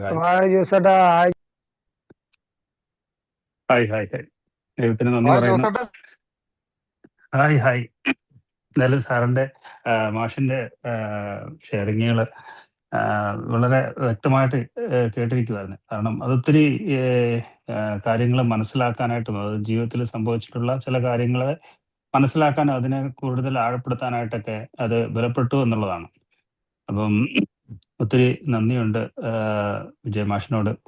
അതുപോലെ ജയക്കുട്ടി ചേട്ടനും പറഞ്ഞതും ഒക്കെ അത് തന്നെയാണ്. എന്തായാലും ഒത്തിരി സന്തോഷം. കാരണം ഇന്ന് കൂട്ടായ്മയിലൂടെ 2 വർഷം കഴിഞ്ഞിരിക്കുകയാണ്. അപ്പം എൻ്റെ ഒരു നന്ദി കൂട്ടായ്മയിൽ ഞാൻ ഗ്രാറ്റിറ്റ്യൂഡ് പറഞ്ഞില്ലെങ്കിൽ അത് നന്ദികേടാണ്. എന്തായാലും നിങ്ങളുടെ ഓരോരുത്തരുടെയും ഷെയറിങ്ങുകളും അതുപോലെ ഒന്നാം അന്ന് മുതൽ വിജയ മാഷിൻ്റെയും അതുപോലെ ഡോക്ടർ സാറിൻ്റെയൊക്കെ ക്ലാസ്സുകളിലൂടെ ഒത്തിരി കാര്യങ്ങൾ മനസ്സിലാക്കാനും അത് ഏറെക്കുറെയൊക്കെ ജീവിതത്തിൽ അത് പ്രാവർത്തികമാക്കാൻ ശ്രമിക്കുകയൊക്കെ ചെയ്യുന്നുണ്ട്.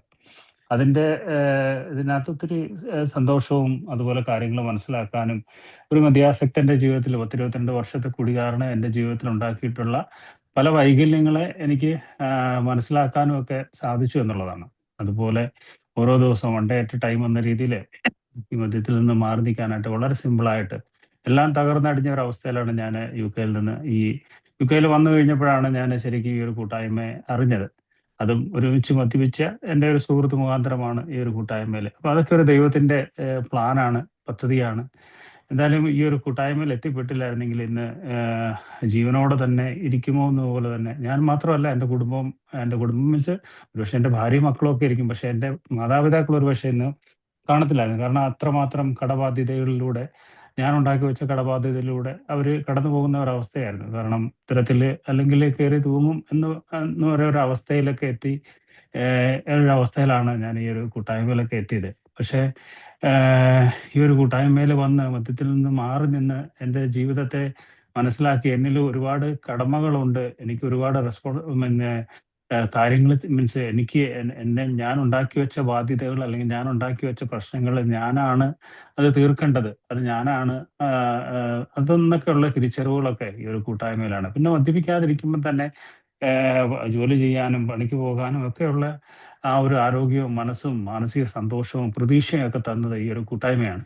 അപ്പം ഇത്തിരി നന്ദിയുള്ളവനാണ് one day at a time എന്ന രീതിയിൽ ഈ കൂട്ടായ്മയിലൂടെ മുമ്പോട്ട് പോകാനായിട്ട് ഇനിയും ആ വലിയ ശക്തി അനുഗ്രഹിക്കണമേ എന്ന് പ്രാർത്ഥിക്കുന്ന ഓരോരുത്തരുടെയും ഷെയറിങ്ങുകളാണ് എന്നെ ബലപ്പെടുത്തിയത്, ഓരോ മീറ്റിങ്ങുകളാണ്.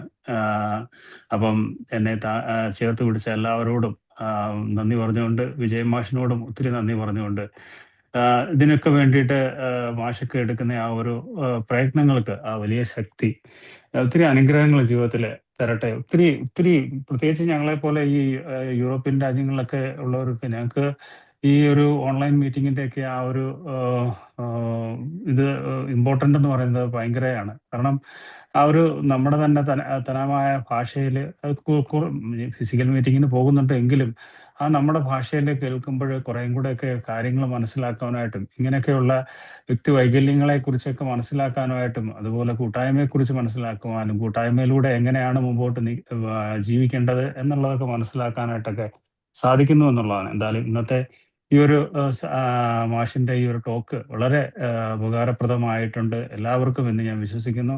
ഒരിക്കൽ കൂടി എല്ലാവിധ അനുഗ്രഹങ്ങളും പ്രാർത്ഥനയും മാഷിനും കുടുംബത്തിനും നേർന്നുകൊണ്ട് എല്ലാവർക്കും നല്ലൊരു ദിവസവും മുമ്പോട്ട് വിഭാവനം ചെയ്യുന്ന എല്ലാ അനുഗ്രഹങ്ങളോടെ ജീവിക്കാൻ നമ്മളെ ആ വലിയ ശക്തി അനുഗ്രഹിക്കട്ടെ എന്ന് പ്രാർത്ഥിച്ചുകൊണ്ട് നിർത്തുന്നു. Sreenu, thank you so much. Thank you ജോസേട്ടാ.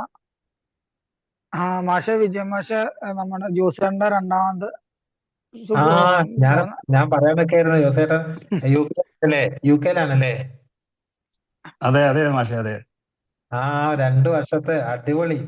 ആദ്യത്തെ 2 വർഷത്തൊക്കെ പറഞ്ഞത് ഒരു സംഭവമാണ്. ഏറ്റവും സംഭവ ബഹുലമായ വർഷങ്ങളാണ് ആദ്യത്തെ 2-3 ഒക്കെ. പിന്നെ ഈ റോക്കറ്റ് മേലോട്ട് ഉയരുമ്പോഴേ അതിന്റെ ഭൂമിയിൽ നിന്ന് മുകളിലോട്ട് പോകണമെങ്കിൽ ഒരു 5-6 റോക്കറ്റ് സൈഡിൽ കൂടെ കത്തണം. എന്നിട്ട് കുറച്ചു നേരം ഉയർന്നു കഴിഞ്ഞു കഴിഞ്ഞാൽ പിന്നെ റോക്കറ്റ് അത്രയും സാധനം വേണ്ട, ഇന്ധനം കുറച്ചു മതി. അപ്പൊ ആദ്യത്തെ 2 കൊല്ലം ഉയരണമെങ്കിൽ എത്ര എനർജി വേണമെന്നറിയോ? അതുകൊണ്ടാണ് വളരെ വലിയ സംഭവമാണ് ആദ്യത്തെ 2 കൊല്ലമൊക്കെ. എല്ലാവിധ ആശംസകളും. ഇനി ചെറിയ മോട്ടോർ കത്തിച്ചാൽ ഉയരങ്ങളിലേക്ക് പോകാൻ സാധിക്കട്ടെ. Thank you. താങ്ക് യു മാഷെ. Thank you.